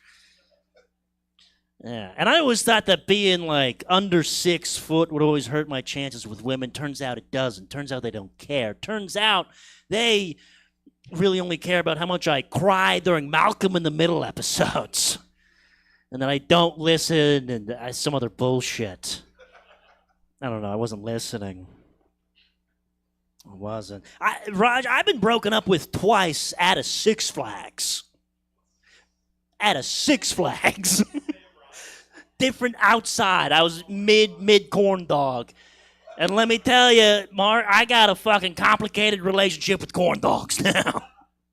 That's the worst place to cry. The tears flip flat back into your eyes on the loop-de-loops. It's a bad time. And what's your name? Melody? Also cool fucking name. Melody, if you ever fucking break this poor man's heart, if you ever pull out the gun in the bag, that's a good move. Nothing says you're not going to break up with me quite like a gun. But if you ever decide to break his heart, Melody, I'm begging you, please, do it at a water park. You can cry as much as you want at a water park. A lot of water flying around, you know? You could be openly sobbing in a wave pool. Someone could walk up to you and say, hey, are you all right, dude? Are you crying? And all you gotta say is, yes! My boy has drowned! My sweet, sweet boy has been taken by the waters of whimsy! And I'm covered in piss. I'm covered in children's piss. Little do you know, your girlfriend of 4 years just left you for a shift lead at Arby's who sells fake ketamine to kids. Little life hack for you, dude. Hell yeah. And what's your name over there? You also got some nice facial hair. You don't have rings, but you do have finger splints. Were you fingering too hard? What's up? Hell yeah. You ever say something and you're like, that was an inappropriate thing to say? There's like 12 people. Everybody's going to know everybody's name by the end of the night. We don't need to know about each other's fingering habits. How do you get your finger splints? Rope swing? Oh, the most dangerous game, dude. Drink a little too many beers, dude? Get on a rope swing? Were you over a body of water? Fuck yeah, you were, dude. We're the same kind of white trash. I love that. I love shitty beer. Like, that's what corporations got right. Like, nothing makes me hate communism more than being able to get 30 beers for $17. That's a good... Like, I'm not a military man. Give it up for your military. I know there's a lot of military people in here tonight. I'm not a military man, but I will drown for this country. Like, a lot of you guys fight and die for my ability to go to a one-stop shop to buy way too many beers and a $14 inflatable pool floaty so I can transform into a white trash Lewis and Clark. You have enough ketamine and Budweiser, that nice Hispanic family having a day trip starts to make this river look like uncharted waters. Okay, I'm no longer the guy who just pisses his shorts. I'm an explorer. And yes, I have homemade swimming jorts. And yes, it's hard to get the piss stain out of them. It's hard, dude. And yes, I need the homemade swimming jorts for all the pocket space, for my ketamine and gun, Gotta have a river gun. You're not gonna catch me slipping. I've seen Captain Phillips, dude. Okay, I'm the captain now of this inflatable swan made for ages 13 and up. And their fucking moms who take way too much Ozempic and opioids, And you know this. The worst thing about drinking shitty beer on the river is having to guess how much of it is river water. That's because I'm starting to feel like I'm going to vomit, and it has to be because I've drinking river sludge, not because I've had 13 PBRs in 2 hours and live on a diet of chicken tenders. Okay, because I'm starting to get a tummy ache. You expect me to blame this, dude? This golden elixir handcrafted by billionaires to taste just like warm river water? I don't think so, dude. Has to be that river water. Because this has wheat, grain, building blocks of civilization. That river water has my friend's diarrhea in it because he won't stop eating rib sandwiches from AM/PM. It's a problem. Fingersplint, what's your name? Dale. I could have getting drunk on over a body of water. That's a Dale, dude. Hell yeah. And what's your name? Riston. A lot of cool names, dude. We got fucking Raj. We got fucking Melody. Hell yeah. And we got Riston. Hell yeah. No wrist splints, though. Fuck yeah.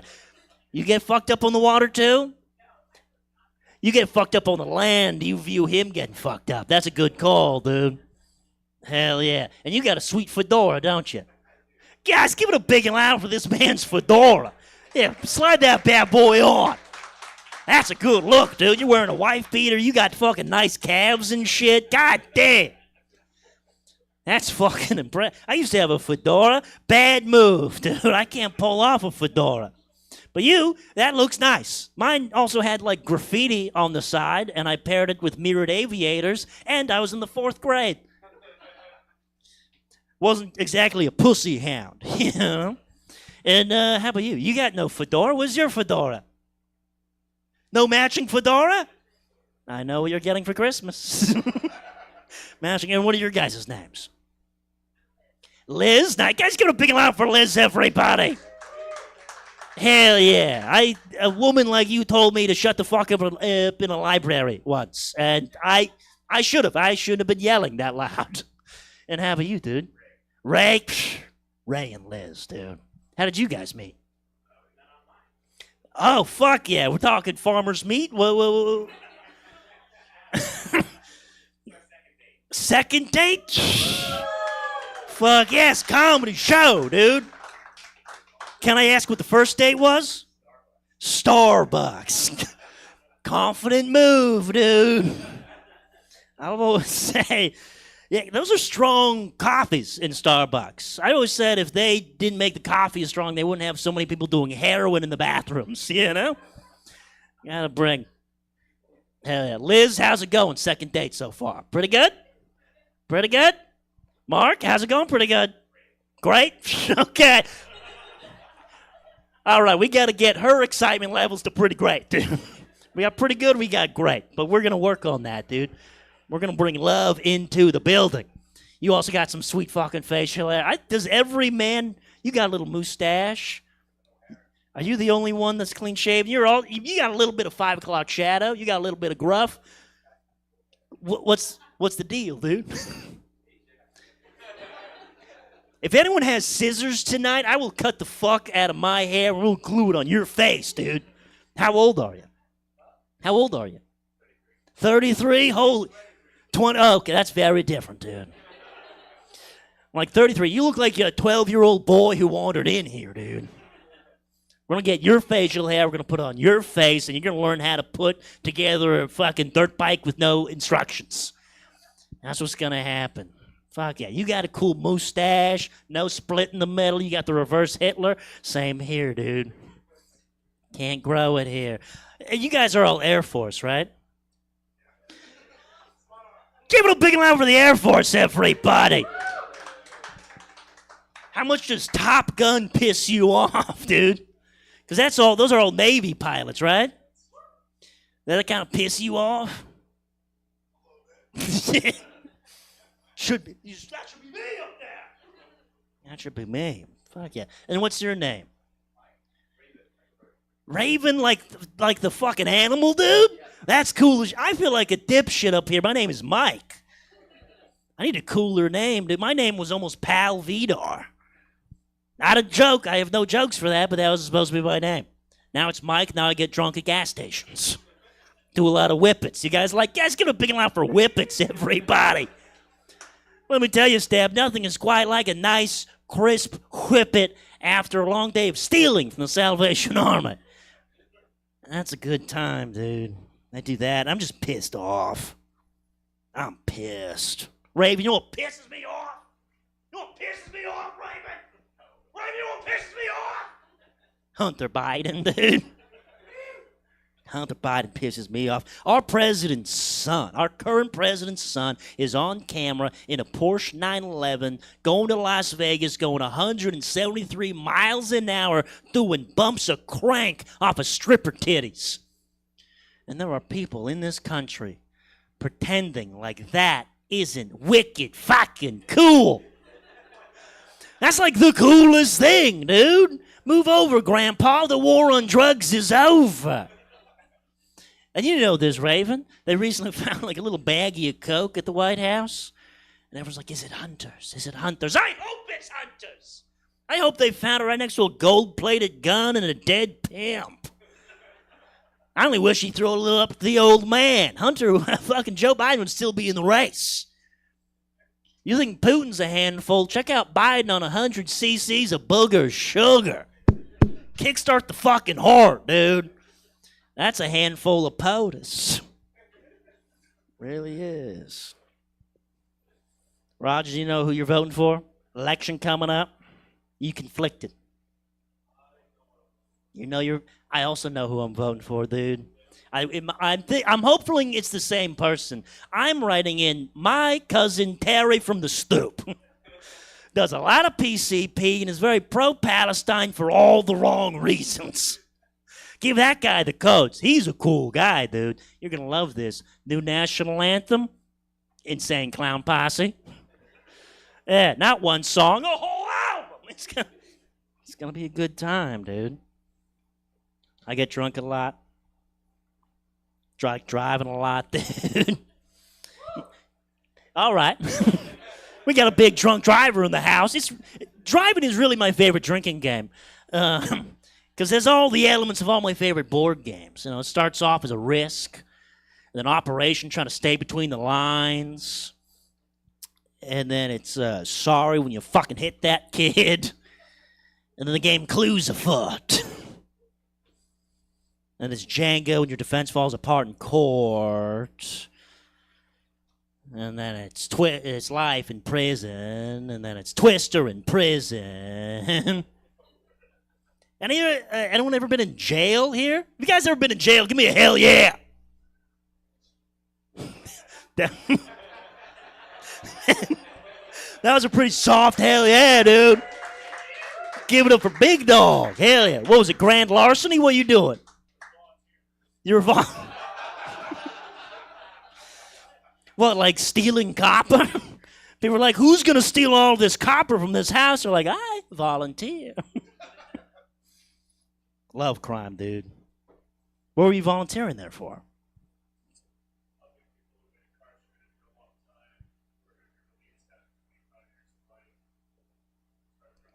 You're just a good fucking guy, dude. What was the best business out of all those businesses? Pressure washing? It's low bar. High ceiling, you know what I'm saying? Anyone can get a pressure washer. I could get a pressure washer, and you could ruin people's homes. I've seen people do it. I've seen a guy do way too much PCP and get his hands on a pressure washer. He's terrorized a community, dude. He really has. I can't do that. I'm a big pussy. You guys don't look like pussies. You guys are all military men. You work out, you bench press. Not me, the big pussy. I don't even look tough. Like when I was a kid, I wanted to look tough, but I wasn't. I always try to convince my mom to take me to Tilly's. Because Tilly's is tough as fuck. And if you don't know what Tilly's is a shop at the mall that's modeled after a parking lot full of smoking teenagers who hate their dads. That's what it is. My mom would always try to talk me out of it. She's like, why don't we go to, I don't know, Macy's? No, man! I don't want to go to Macy's. I don't want to dress like a 30-year-old divorced man. I want to go to Tilly's. I want to dress like I'm the reason for the divorce. Now, I want to look like I'm about to be arrested at a county fair. Okay, I'm talking like a T-shirt with an airbrush Glock and Bart Simpson with tits. And the mom's like, why don't we go to the Gap? No, man! I don't want to go to the Gap. I don't want to dress like I know how to read. I want to go to Zoomies. I want to dress like I just got peer pressured into doing whippets for the 5th time. You know, I want to look tough enough just to fucking like intimidate a massage kiosk guy at the mall, you know? You ever been cracked up next to a Wetzel's Pretzels before? You dirty dog, dude. No wonder you fucking double strapped up, dude. You got a couple of condoms in there, you're fucking ready to go, dude. I do drive a lot. And I see a lot of billboards. Perfect for me. Big billboard guy. I saw this one. It said, beyond a reasonable doubt, Jesus Christ, still alive. Bold statement. You know, if that's true, where's that old rascal JC hiding, you know? Like, I want to believe, but I just need a little bit of proof. Like, we have more photographs of Bigfoot than we do of Jesus Christ. You want me to believe? Fine. I just need just one blurry photo of a long-haired schizophrenic fisherman in a Long John Silver's. I'm here. And how many fucking Bigfoot shows are there, dude? There's countless. Amateur and professional. Not one Jesus show. You want me to believe? I need one show. One show called Catching Christ. Season finale, they find a footprint in a body of water. I'm sold, man. All right, guys. I've been Michael Nordstrom. I've been your host. Are you guys ready to see an amazing goddamn comedy show? I need a little bit more than that. If you guys are ready for an amazing goddamn comedy show, give me a hell yeah. If you guys are ready to see a goddamn amazing comedy show, give me a hell. First comic up, he is coming here all the way from New York. Put your fucking hands together for my new friend and your new friend. Guys, it's fucking Rob, everybody. Thank you. I'm from New York City. You're welcome for me being here. Have you heard of it? No, I'm just kidding. I have to be an asshole. I pay $3,000 for rent, and I live in a shoebox. So your pizza sucks and your bagels suck, and that's how it's going to go. How's it going, guys? You guys got the wine? You guys got wine out here? Big wine fans? We're here for work, and it's been a week-long bender, so I'm still drunk. If my liver fails, if you hear me repeat a joke, it's because I have organ failure. But we went to your Napa Valley. That was beautiful. Grapes are doing good. Grapes are the white people of fruit. They are doing good. They're crushing it. They built the whole castle for them. Bananas don't get that. Go see bananas. They don't have a bunch of white women in dresses taking Instagrams around it. It's not that. We rode the Ferris wheel today. Me and these guys. Just 4 straight dudes on the Ferris wheel in old Sacramento. That's right. We tried to bribe the Ferris wheel guy, because guess how much the Ferris wheel is? It's too much money. And we were like, how about we give you half of that in cash? And this Ferris wheel operator had integrity, so we had to pay $40 for 4 straight men to go up and down one time. Too much, right? Yeah, but we're drunk because we've been drinking the whole time. Your wine is good. Hi, I'm Rob. How's it going? What's your name? Mark. Nice to meet you, Mark. I'm just one person. I'll get all your names later. But now me and Mark are friends. How you doing, Mark? Have you ridden the Ferris wheel? Have you gone to Napa Valley? Yeah, did you go to the castle? Did you like it? Did you post an Instagram picture? There you go. Beautiful. I bet you looked great. All right, a little bit about me. I'm trying to meet more dudes in my life. I'm not gay. I'm platonically frustrated. I'm trying to meet more men. Do you remember how easy it was when you were a kid to make friends, guys? Do you remember how easy it was, Mark, when you were a child to make friends? When you were 5 years old, another 5-year-old boy would walk up to you, hand you a Reese's peanut butter cup, and 20 years later, that man was in my wedding. That's all it took at 5. It's hard now. How old are you, Mark? 42. Was a lady friend? When's his last wife? When was the last time he made a friend? Exactly. Women, they could go to the bathroom and share a piece of gum and they're friends. Men, we don't make any more friends for the rest of our life. We're like, when I was at a bar the other day, I bought a guy some mozzarella sticks and that bitch hasn't called. I don't know how to do it. I think it's why I joined the military. I joined the military after college. It wasn't for honor. I think I joined for friendship. I watched the show Band of Brothers, and I think I took away the wrong thing from that show. I was like, I bet everyone that survives gets to be friends, and that's why I joined. I don't know. It's kind of true, though. Some of my best friends in the world are from the military. I don't know what it says about us as men that we can't say we love each other and look each other in the eyes without shooting a gun. I don't know why, but it does work. It is like the military is the best. I'll tell you from experience, a grenade is a no homo you can throw, okay? It works. I went on a Bumble BFF. Anyone ever do that? There's no Bumble BFF. So if you go on Bumble, they have an option for friends. And for women, you can just swipe and meet friends. And for men, it turns out it's just gay Bumble. That's the whole, it's just gay Bumble. I went on a date with a man, and it's great. Yeah, we'll still hang out. But he wanted to fuck me.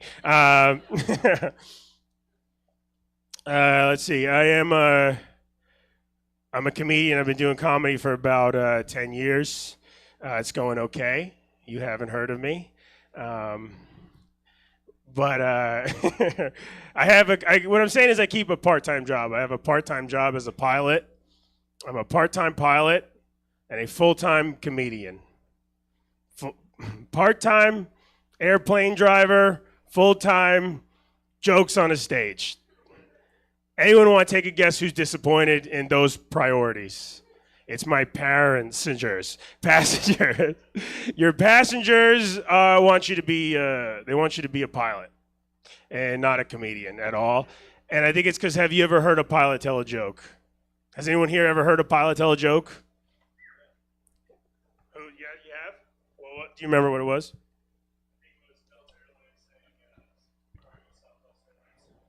Yeah, it's awful. It's the corniest shit. It's always just some guy who's just like, hey, this is your captain speaking. We're going to be beginning our descent soon. We'll be on the ground in about 45 minutes. Winds are out of the southwest, and it's about 10 degrees outside, and that's that's colder than my ex-wife. And you're like, fucking kill yourself. Not now. Not now. Later. Kill yourself later. I'm trying to do better bits in the airplane. I'm trying to step it up for pilots, tell better jokes. I'm like, thank you guys for flying with us. Get those pretzels I sent you? Fuck yeah. You guys play your cards right, I'll turn that no smoking light off for the first time in 50 years. We need to pass something around. We are beginning our descent soon, not in the plane, just as a society. Look how you people treat the flight attendants, okay?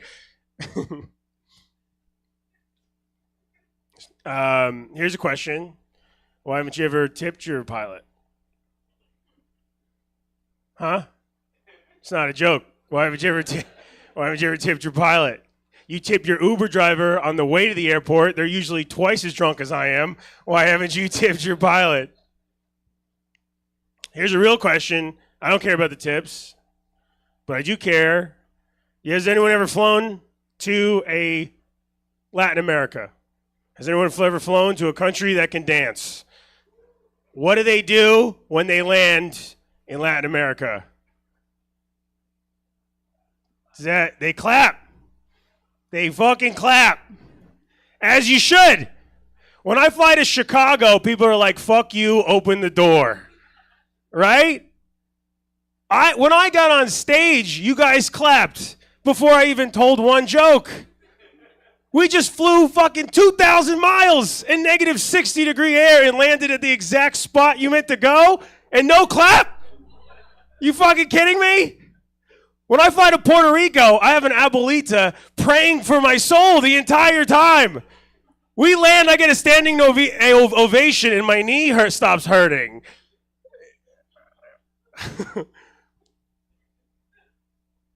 Fuck Chicago.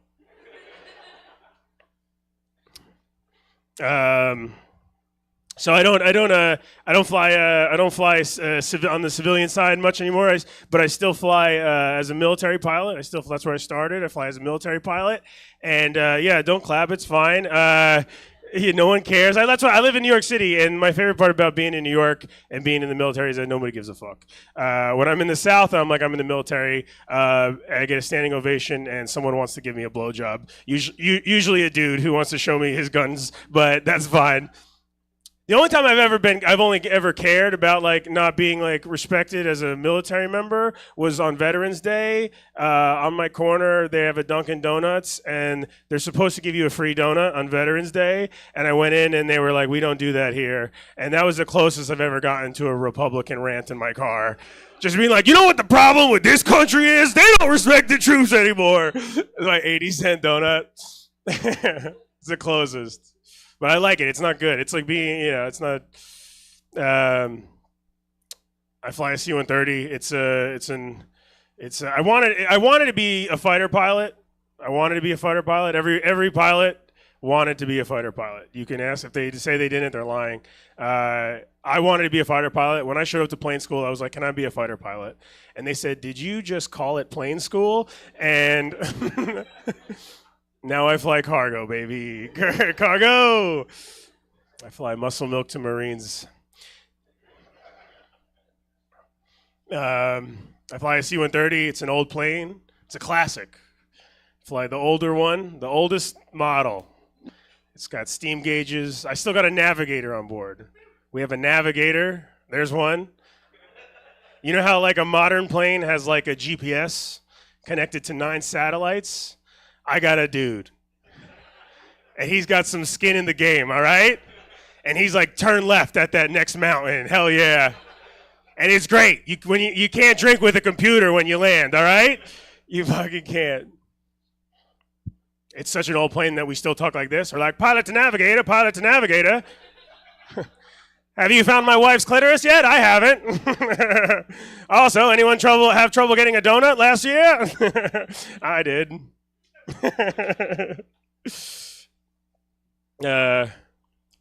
I wanted to be a fighter pilot. I have a fighter. One of my best friends is a fighter pilot, and he's from. Most of the guys are like Top Gun dudes, like Top Gun, chest out. What's up, bro?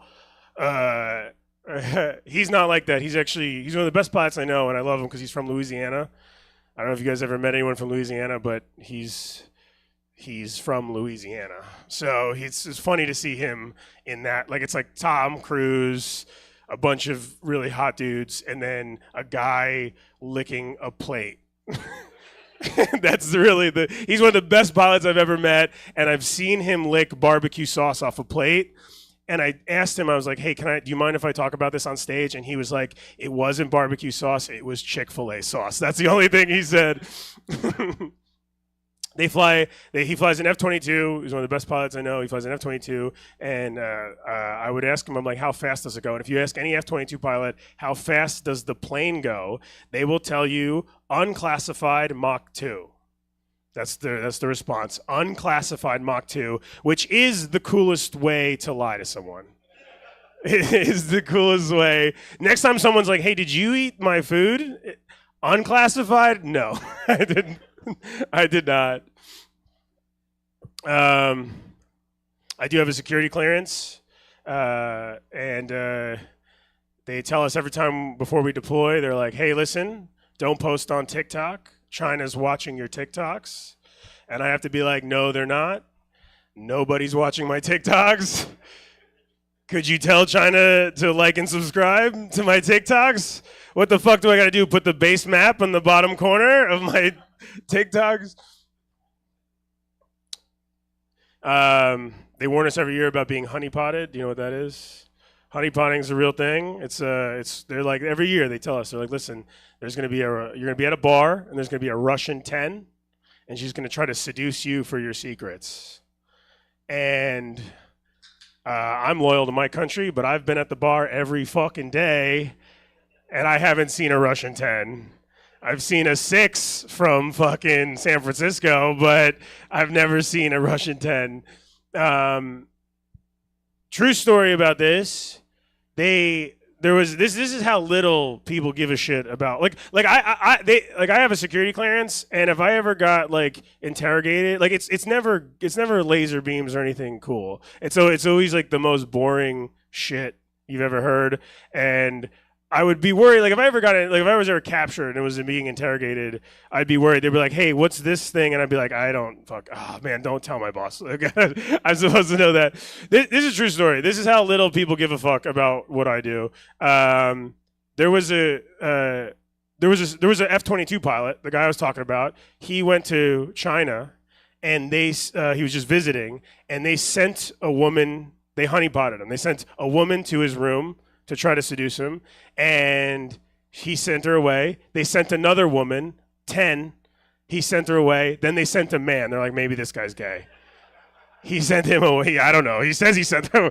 That's it.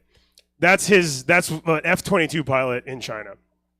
In my plane, a guy flying the newer version of the plane I fly, he did something really bad outside of the military. Was being chased by the feds. He committed a crime. He ran away to Mexico, and he went to Mexico and he went to the Russian embassy and he was like, I am a C-130 pilot and have a security clearance and I can tell you things.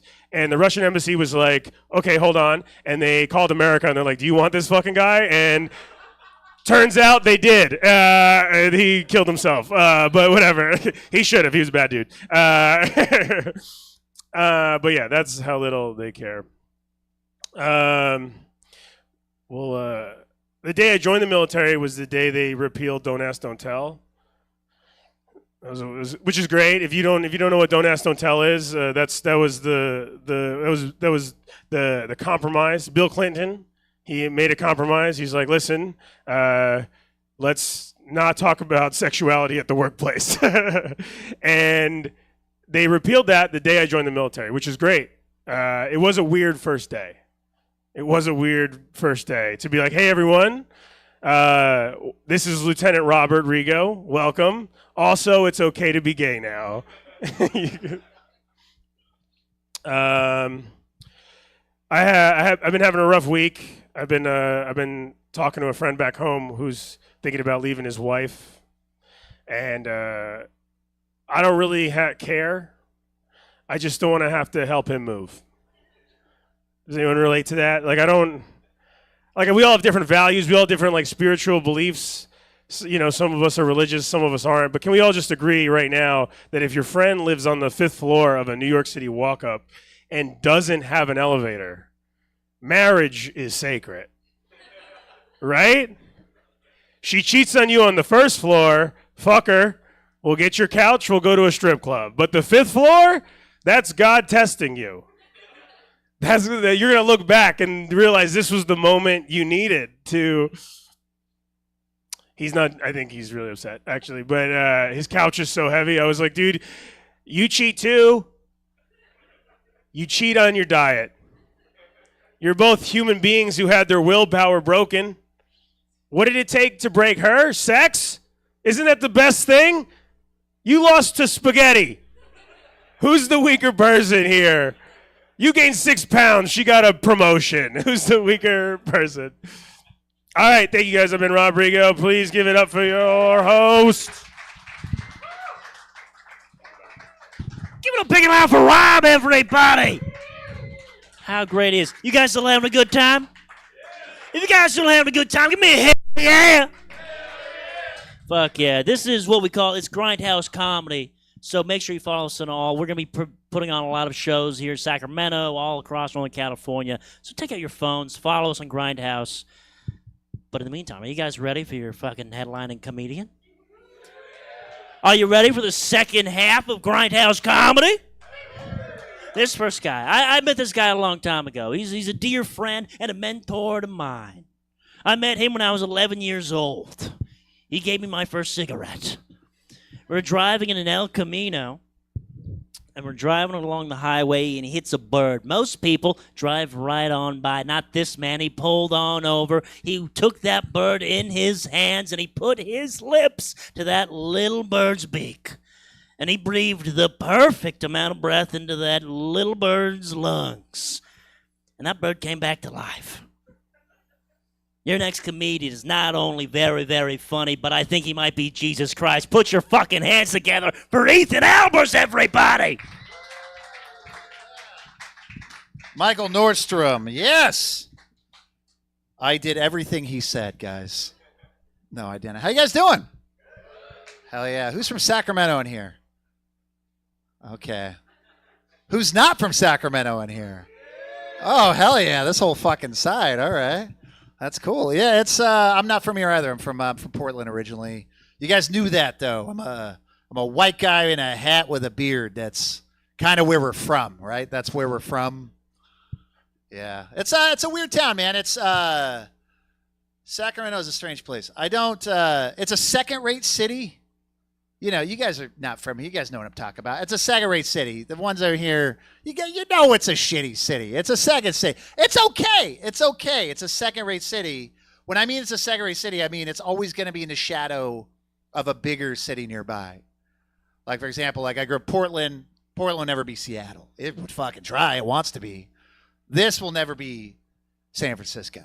Okay? Some things here, though, in second-rate cities, they are better. Like art, I think art and music, they really try in second-tier cities. I think they ultimately can be better. But some things, you go, we could do fucking better. We could do way fucking better. I'll give you an example. I was walking not too far from here, home from a show recently. I was drinking, doing a little drinking. It's about 10 o'clock at night. Going underneath the overpass right there. It's a bunch of homeless people. out on the sidewalk sleeping. So I go out in the street and to go around him. And then a shopping cart gets shoved out in front of me. So I stop, you know. I've been drinking. I'm going to let him merge, let him do his fucking thing, you know, let him do his thing. And then I hear a, empty out your pockets. And I like look around. I'm like, where the fuck is that coming from? And then I hear, empty out your pockets. I'm like, where the fuck is that coming from? And that's when I noticed there was a man laying on his back in a tent, holding up a kitchen knife, going, empty out your pockets. And my response to him was, no. Okay. And his response back was, well, have a good night then. It's like, are you serious? That's the best you got, Sacramento, right? Any other city, I'd get stabbed and murdered for my $13. This guy's not even standing up for it. Jesus Christ. This is a weird town. It's everybody's proud of a murder house. There's a murder house here, a really famous one, not a few blocks away. In case you don't know about it, there's a murder. Yeah, I'll explain it. There's a murder house a few blocks away. I used to actually live next to that murder house. Get this. So her name was Dorothea Puentes. In the 80s, she was taking in older homeless people, killing them, burying them in her backyard, cash in the Social Security checks. Sweet racket, right? I know, fucking primo, okay? Yeah, you know, I found out I lived next to that murder house from a documentary. I was just like online Googling shit and said, Sacramento serial killer. And I'm like, oh, hi. And I'm like, oh, this is interesting. No shit. This is how close I used to live to that murder house. I'm in the documentary, guys.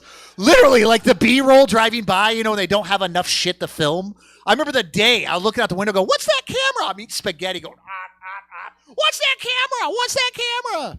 Yeah, they were like, and she ate part of their intros. I'm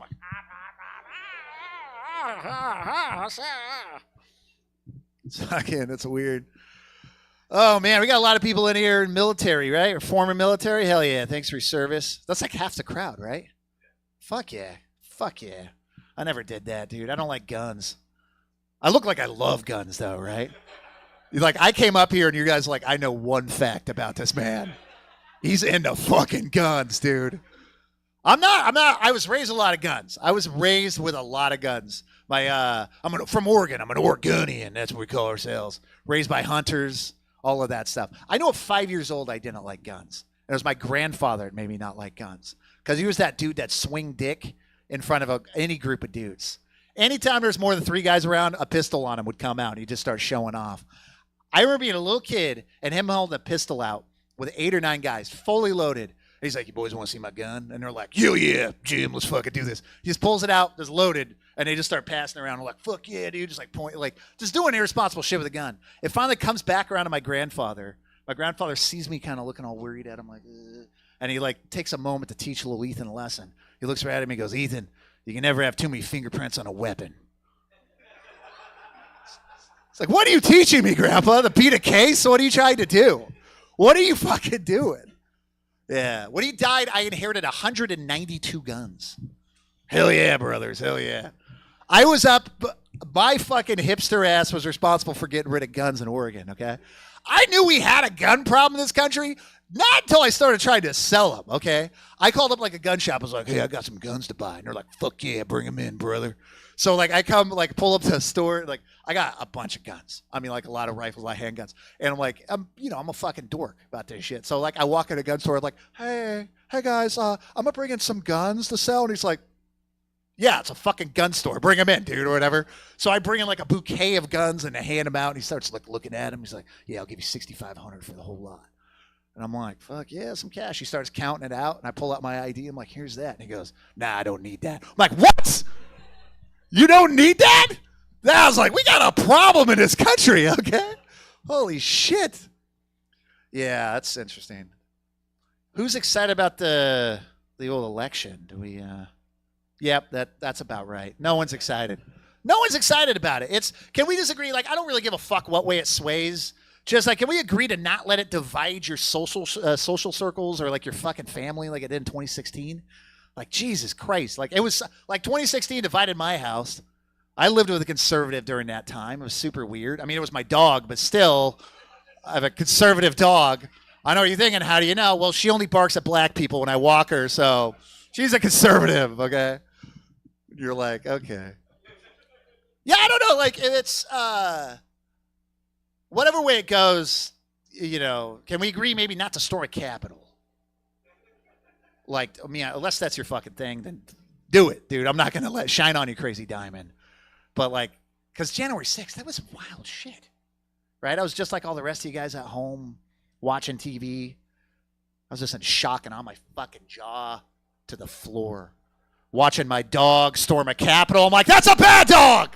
That's a bad dog. How'd you get on a plane? Bad dog. It's a bad dog. Oh, man. Yeah, this is a year, man. I quit drinking last year. Yeah, okay. One guy. The guy that's been drinking the most. He's like, woo, yeah. I'm going to get there one day. All right. No, I don't think that. Comics do a lot. They always wait for an applause. I don't do that because I don't think you should get applause for something that I should have learned. It took me 20 years to learn. That is slow learning, guys. 20 years of blacking out. And finally I was like, maybe I shouldn't do this anymore, huh? After I have a fucking heart attack, they're like 37. They're like, yeah, maybe you shouldn't. Yeah, it's interesting. This is the year, though, I get my shit together. Like, I'm really, like, conquering, like, my addiction and, like, my mental health. That's a big thing. I'm really handling that like that. I like that little half applaud that you guys did there. Here, did you guys know it takes like a while to get therapy? I didn't know that. Like, I thought you could just get in and get out with this like mental health shit. I seriously did that. I'm gonna fucking. You're shaking your head like, no, that's a fucking lot of work. I'm gonna fucking do it. I'm gonna prove all of you motherfuckers wrong, dude. I'm gonna be in and out, dude, under a year. What? I'm gonna do it. I'm gonna write a book when I'm done, man. It's gonna be How I Cured Myself of Mental Illness by Ethan Albers. That's the working title I got right now. It's going to be a big, thick book full of lots of pages. You know, I got a story to tell, guys. First 11 pages, my struggles with alcohol and cocaine and mental illness. And on the 12th page you turn, it's going to be hollowed with a pistol on the inside. It's going to be the only book that costs $500 as a 5-day wait period. Suicide joke. All right. All right. Oh, doing the work. Doing the work. Okay. We checked how dark you guys could go. We'll go darker. We'll go darker. My brother recently admitted to me that he masturbates while driving. Woo, yeah, one woo. A lot of people are like, that's so unsafe, right? I'm like, it's so unsafe. I was like, Eric, no. I'm like, Eric, how can you do that with a seatbelt tied around your neck? In case you don't know, some people masturbate and strangle themselves. One in the back, you're just back there like, make noise. Okay. Gotta try that. Yeah. In excess. Hell yeah. Or he just killed himself. Who knows? I think it's a fun thing. If you're going to hang yourself, have a friend show up and pull your pants down for you. People are like, hey, he went out baiting. He didn't go out like a coward. Okay. You guys are fun, man. You guys are fun. We'll get some fun. We'll do some fun stuff. I like people like you. You guys are all broken. I get that. I like broken people. You know what I like is the lack of 25-year-olds in this crowd. Wait, you're 23, right? Get the fuck out. No, I'm joking. We need the people, dude. We need the people. 20, nothing's worse than a 25-year-old, right? That's just like, yeah, man, I got my life figured out. Ugh, gross. Go away. I'm going to spray you with a bottle. Like, go away. No, my favorite people are 50. Like, if you're 50 years old and you start every January 1st was like, this is the year I get my shit together. Like, we're going to be best friends. Like, those are the people I love. My buddy Matt's that dude. My buddy Matt's that guy. You know, he's that guy. I mean, we all have friends in there we should get rid of, right? Round of applause. You guys have a friend in your life should get rid of? Yeah. You guys aren't clapping because you know one of you guys are it. All right. Yeah, my buddy Matt's that dude. My buddy Matt, I've cut out of my life legitimately a dozen times. Does something wild, crazy, stupid, draws me back in, okay? Like the Godfather every single time. The last time he did something wild and fucking badass that I was like, oh, I got to see how this thing ends, is when I was still living in Portland, Oregon, and he lived 2 blocks up from me in a duplex, and he shows up to my house at noon, very drunk, and goes, Ethan, we're getting a free alligator. And I'm like, never leave me, man. Never leave me. Oh, my God. I'm like immediately excited. Like, where's the alligator? He's like, Craigslist. I'm like, yeah! So we pile into my station wagon. We start driving, okay?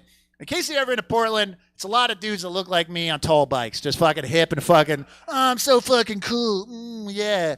But you go 15 minutes in each direction, it gets real poor, real white trash, real quick. Guess where the alligator was, okay? Real poor, real white trash. So I'm like driving him on my way there, and I'm like, you know, I've gotten burned on Craigslist before. You know, so I'm just like, 6 months earlier, I got bed bugs from a free couch. So I'm like, not again, dude. I ain't getting no free fucking dying alligator, dude. I'm gonna make sure it's scaly or slimy or whatever it is. Make sure, I don't know anything about alligators, but I'm like, make sure it's healthy, man. I'm gonna make sure it's, you know. So I'm like driving, and I'm still going through, I'm like, we're not gonna take no lemon, man. We're gonna take a fucking real alligator. And then pull up there, and then none of that happened. Instead, I get out of the car, and this very large woman just comes charging at me and passes off an alligator like it's a fucking running scrimmage in football. And all of a sudden, within 5 seconds out of the car, I'm holding an alligator, this baby alligator. And I'm looking at my buddy Matt, and I'm like, I'm going to fucking kill you, dude. Jesus Christ. But then I look at its like little dead eyes, and it's kind of tiny. It's like a little 3-foot miniature guy. And it's kind of wagging its tail. And then that's when I realized, I was like, oh, Matt is a fucking genius, dude. Women in this town are into weird shit. He's going to get so much pussy from this alligator. Fuck walking a dog in Portland. Walk a gator. Women will suck your dick on a street corner right there. Like, you different. Let's fucking go to town on it. So we get him in the station wagon. We start driving it back, and that's when I go, wait, Matt, where's this alligator going to live? And he goes, don't worry, I got to figure it out in the garage next to my Bowflex. And I'm like, oh, okay, whatever. And sure as shit, we like pull up, bag up to the station wagon, unload the alligator, because at this point it's in the back of the car. Turns out alligators don't like being moved, and we didn't have a cage, so it's just in the back in like strike mode. So we had to figure out how to get an alligator out of a car, and we get it in, and this is the amount of thought he put into it. He put the alligator in there, and he took a couch. He's like, good? He goes, you're home, Mr. Alligator. Welcome home. That's it. A couch and a Bowflex was this thing's cage, okay? And just let it rip in there. Just let it live, okay?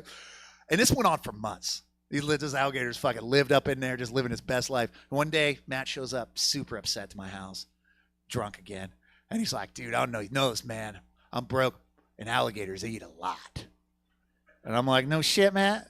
I was like, we're going to kill this thing, make some boots? What are we going to do, dude? And he goes, nah, man, I figured out a way to feed it for free. And I'm like, oh, tell. Like a baby bird. I'm like, feed me, mama. And he goes, well, I got a BB gun, and the neighborhood has a pigeon problem. So he starts shooting birds. This is pretty much downtown Portland, guys, and feed them to an alligator in his garage. This goes on for over a year and a half. Just killing birds like he's fucking like Crocodile Dundee, just fucking feeding him to his gator and just letting this thing grow stronger.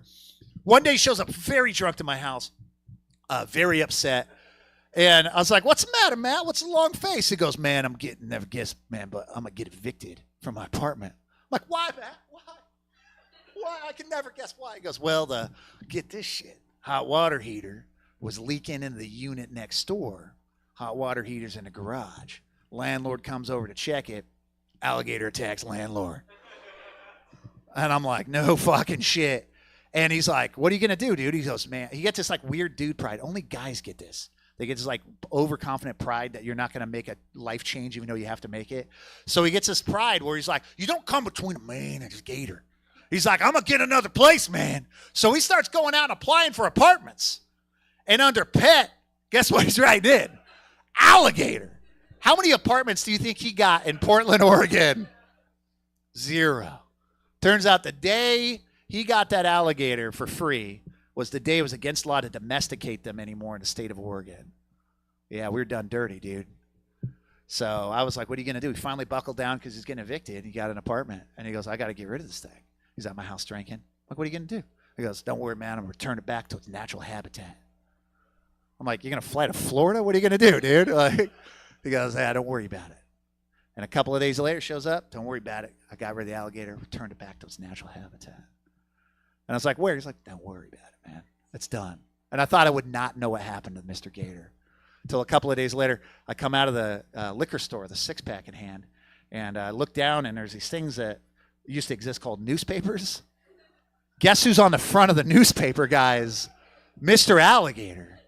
Turns out Matt just went out and drove outside of Portland and dropped it in a swamp.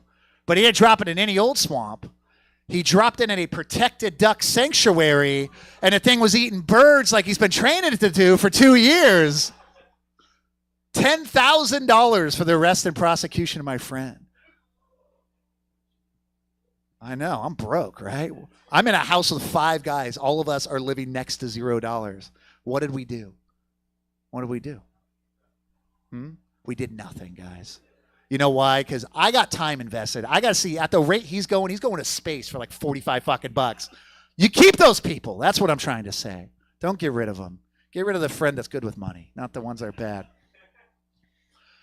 Yeah, that's an interesting time. I was raised by television. Anybody else raised by television in here? Hell yeah. Working moms, right? All the rest of you had fucking healthy stay-at-home moms. My mom was at home. My mommy was home to bake me cookies and give me stuff.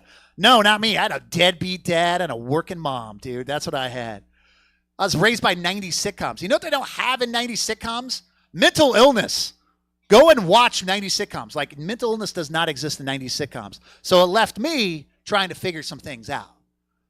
Like, I was a little kid. I remember, I'll give an example. I was a little kid running around with no shoes on outside, hot summer day. And my dad from the back porch yells, "Ethan, put your fucking shoes on." And I go, "No!" And I'm like just being a dog running around, you know, just being a little scamp. And then my dad does this unique parenting thing. Maybe some of your guys' fathers did it as well. He pulls a pistol out and holds it to his head and goes, "Put your fucking shoes on." And I'm like, whoa, dude. Danny Tanner never did that in Full House. Danny Tanner was like, "Listen, you Uncle Jesse be your daddy, do you? Do you?" Like, it never went down. I've watched all the episodes twice, okay? Never once did he do that to the Olsen twins. Just saying. Never once. Yeah, the mentally ill dad. It's a fun thing because you have 2 dads. You have 2 dads, a mentally ill dad. In case you guys don't know, you have a fun dad, and then you have a scary dad, okay? Fun dad does the fun stuff. Like, we used to play this game called World War II, where he'd pile us into the 70s Buick station wagon, you know, the one with the rear-facing seat? And he'd pile us in with my younger brothers, my sister, and all the old bread from the freezer, and we'd drive around pretending to kill Germans. So we drive around and we throw bread out the window and pretend they're grenades. Throw out, go, boom, good job, you killed a tank. Boom, good job, you killed a kraut. And we just do that, and it was a fun time. It wasn't until I was an adult that I realized my dad was just driving us around the nice neighborhoods, throwing bread out the window in hopes that birds would shit all over their expensive cars. That's fun dad. That's fun dad. Scary dad beats your bully up for you. That's what he does. He fought my bully. Not because he was bullying me, not at all. Because he mouthed off to my dad outside the liquor store I grew up next to. It was the wildest thing. My bully was coming out of the store, and my dad was going into the store, and the bully just says something like, "Fucking whatever, fuck you, Nate," or whatever to my dad, and my dad just fucking hits him just right across his face.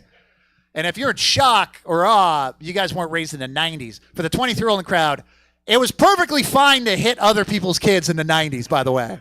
Perfectly fine, in case you guys weren't aware of that. Doesn't mean you didn't get your ass kicked, but you weren't going to jail or anything. Like, you get hit. And that was a powerful moment for me. My dad hit my bully. Because I watched it with 3 of my best friends, and we all both looked at each other and were like, "Dude, Ethan, your dad's going to get fucked up because Bobby's dad's way bigger than your dad." So we're like, pumped, like, "Oh, yeah." Like, my friends are running because they've all been hit by my dad, and they're fucking running off and grabbing other friends like, "Nate's getting beat up, Nate's getting beat up." So all these kids, within a few minutes, I got 20 fucking kids in my front yard. My dad's just in the house. Sure as shit. A couple of minutes into it, here comes Bob, Senior, just fucking angry, just bright red, comes down, beats on my fucking door. I have a shitty house, so he's like bending the door with his fucking, and my dad opens up, and he's just standing there, and he starts screaming, "How dare you?" And he's doing the finger thing, like, "I'm a tough dude, I do construction, you know. I'm kind of fat, but I wear tight shirts," you know, doing that, like, you know, that thing, that intimidation thing. And he's like right in his face, and my dad's just fucking cool as a cucumber, drinking a Pepsi, smoking a fucking basic menthol 100. And after 5 or 10 minutes of this, my dad just looks at him and puts a cigarette down and hits Bob Sr. across his face. And then Bob Sr.'s like, the wildest thing goes, "Oh." And then he just walks down his step and goes home. And me and 20 friends are like, "No! He's invincible! No! No!" But the craziest thing after that, I no longer had a bully. After that, Bobby was the nicest kid. He beat up another kid that was bullying me. In fact, Bob Sr., his dad, every time he'd see me in the store, he'd buy me a soda. Nicest guy. Invite me to the barbecue. I couldn't figure out why until one day it dawned on me. We all had one thing in common. We were all hit by my father. Yeah. Yeah. See how I take you on a long road about get you to child abuse? Yeah, you guys are fun, man. You guys are fun. You guys are fun. Yeah, my dad, man, he was a wild dude. I remember the last time, I think a lot of people had kids growing up that they weren't allowed to hang out with, right? In the neighborhood. Your parents were like, hey, stay away from that kid. Yeah, eventually my dad was that person. My dad was like, stay away from that guy, all right? He's undefeated in fighting. Like, he's clearly. So I remember the last time my mom was like, hey, you're not allowed to hang out with your dad anymore. It was my sister was, well, first off, I have an arch enemy. Okay, I'm 37 years old. I still hate this fucking kid, okay? I've hated this kid since I was 8 years old. His name is Daniel. Okay, if your name is Daniel, go fuck yourself. It's a terrible name. It's an awful name. Get a better name. Go by your middle name maybe, okay? But Daniel kicked my dog when I was fucking 8. And I wanted to fight him. Dude, that's not cool. You don't kick a guy. Kid's dog, that's their fucking dog, okay? He kicks my dog when I was 8. And I wanted to fight him. But my dad stops me. Sees me about ready to do it, goes, no, Ethan, not today. You're going to get your day one day. A couple more years pass. Daniel, like, I'm walking home. He comes out of the bushes with, like, a board and hits me in the head a couple of times. And I get up. I'm going to fight him. It's in front of my house. My dad yells, no, Ethan, come here. And he goes over and goes, Ethan, not today. You're going to get your day, okay? A couple more years pass. I'm probably 11 now. And my sister's Daniel's overnight babysitter, you know. So my sister calls my dad up early in the morning and goes, Dad, I need you to come get me from Daniel's house. I woke up in the middle of the night to him trying to get his hands down the front of my pants. I don't feel safe. My dad hung up the phone. He looked right at me and goes, Ethan, today's the day you beat up Daniel. Okay? So we pile in a family station wagon. Cool as a cucumber with my 2 younger brothers. This is 5 years worth of anger, dude. I'm angry. I got the fucking green light. I'm ready to strike, dude. And my dad is not fucking around. He's like, well, you know, you're going to fuck this kid up. I can't just hit this kid. You got to hit this kid. So my dad introduced me to caffeine for the first time. We go to a Starbucks drive-thru and he gives me a mocha. I'm like, just like getting ramped up, dude. My dad drives across the city of Portland, drives up on the front lawn of this kid's house. I got 5 years of anger, and I fucking run up there, man. I run in up, and I fucking kick that door in. Well, I try to, because here's the thing. When you're 11, you don't have enough weight to kick in a door, so it's just like a hard knock. It's like a knock, knock, knock with my foot, and the kid finally's like, hello. And I go and I start attacking him and fighting him. And you guys are like, your dad's a good dad. That's a good father thing to do, maybe. Street justice a little bit, but he's a good dad. Yes, that part. But what my dad does next is what makes him a bad dad, because he walks in as my 2 younger brothers like a mob boss and goes, take what you want. Take what you want. And my family robs another family, dude. Literally goes in there. I remember grabbing a Super Nintendo. My dad's biting jewelry. He's biting gold and shit. He's like, oh, that's real. He's putting it in his pocket and shit. My sister's grabbing dresses. I grab a Super Nintendo, all the games. We go into the family station wagon. I'm done beating this kid. My dad does a donut in the front lawn of this kid's house. Just flexing, just revving up the station wagon. Driving off, leaving the kid just unaccompanied by himself, okay? My dad gets home that night. My mom gets home that night, see me just playing like Donkey Kong or whatever, and looks right at me. She knows what's up and goes, Ethan, you're not allowed to hang out with your father anymore. You gave me the light. You gave me the light, and I could end there, or we could end on one more. You guys want one more? You guys have time for one more, or no? One more? One more joke. Okay, one more joke. Okay, we'll go dark. You guys are fucking fun. You guys having dark. Because I don't do this bit a lot, but we'll do this. We could. Well, I'll let you guys choose. So we do a choose your own adventure. Katie, what do you think? Choose your own adventure. You guys remember those books? Choose your own adventure. Remember choose your own adventure books? 23-year-old. Do you know what those are? You guys don't even know how to read, but it's fun. Choose your own adventure books were books where like you'd open up and it's like Stinky can go to the castle on page 75 or whatever. So choose your own adventure. So I'm gonna name 2 bits off. Now rest assured, one of them is way better than the other bit. Okay. So if you choose wrong and you leave here disappointed, that's on you fuckers. All right. I need you guys to know this. Okay. So I'm gonna name both of them and then you'll clap. I got a bit about a horse, and I have a bit about the time I tried to kill myself. Okay. Oh, hold on. I'll give you guys. Okay. Okay. So would you guys like to hear the bit about the time I rode a horse? Ooh, silence. Silence. Silence.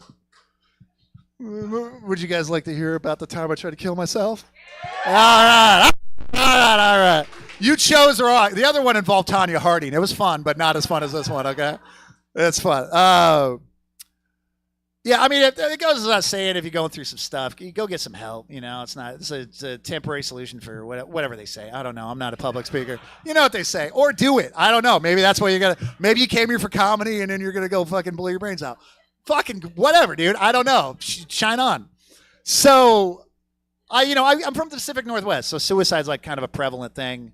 And like you grow up, everybody has like your little temps, and they're like, "Use my little temp, like look at me, my wrist or whatever." Like, just going across the track, not down. You know what I'm saying? So, the time I did that as a kid. I was a troubled kid. But the time I really made my fucking went balls deep, and I was like, it was the solution was when I was actually living. I was in my mid-20s. I was living in San Francisco.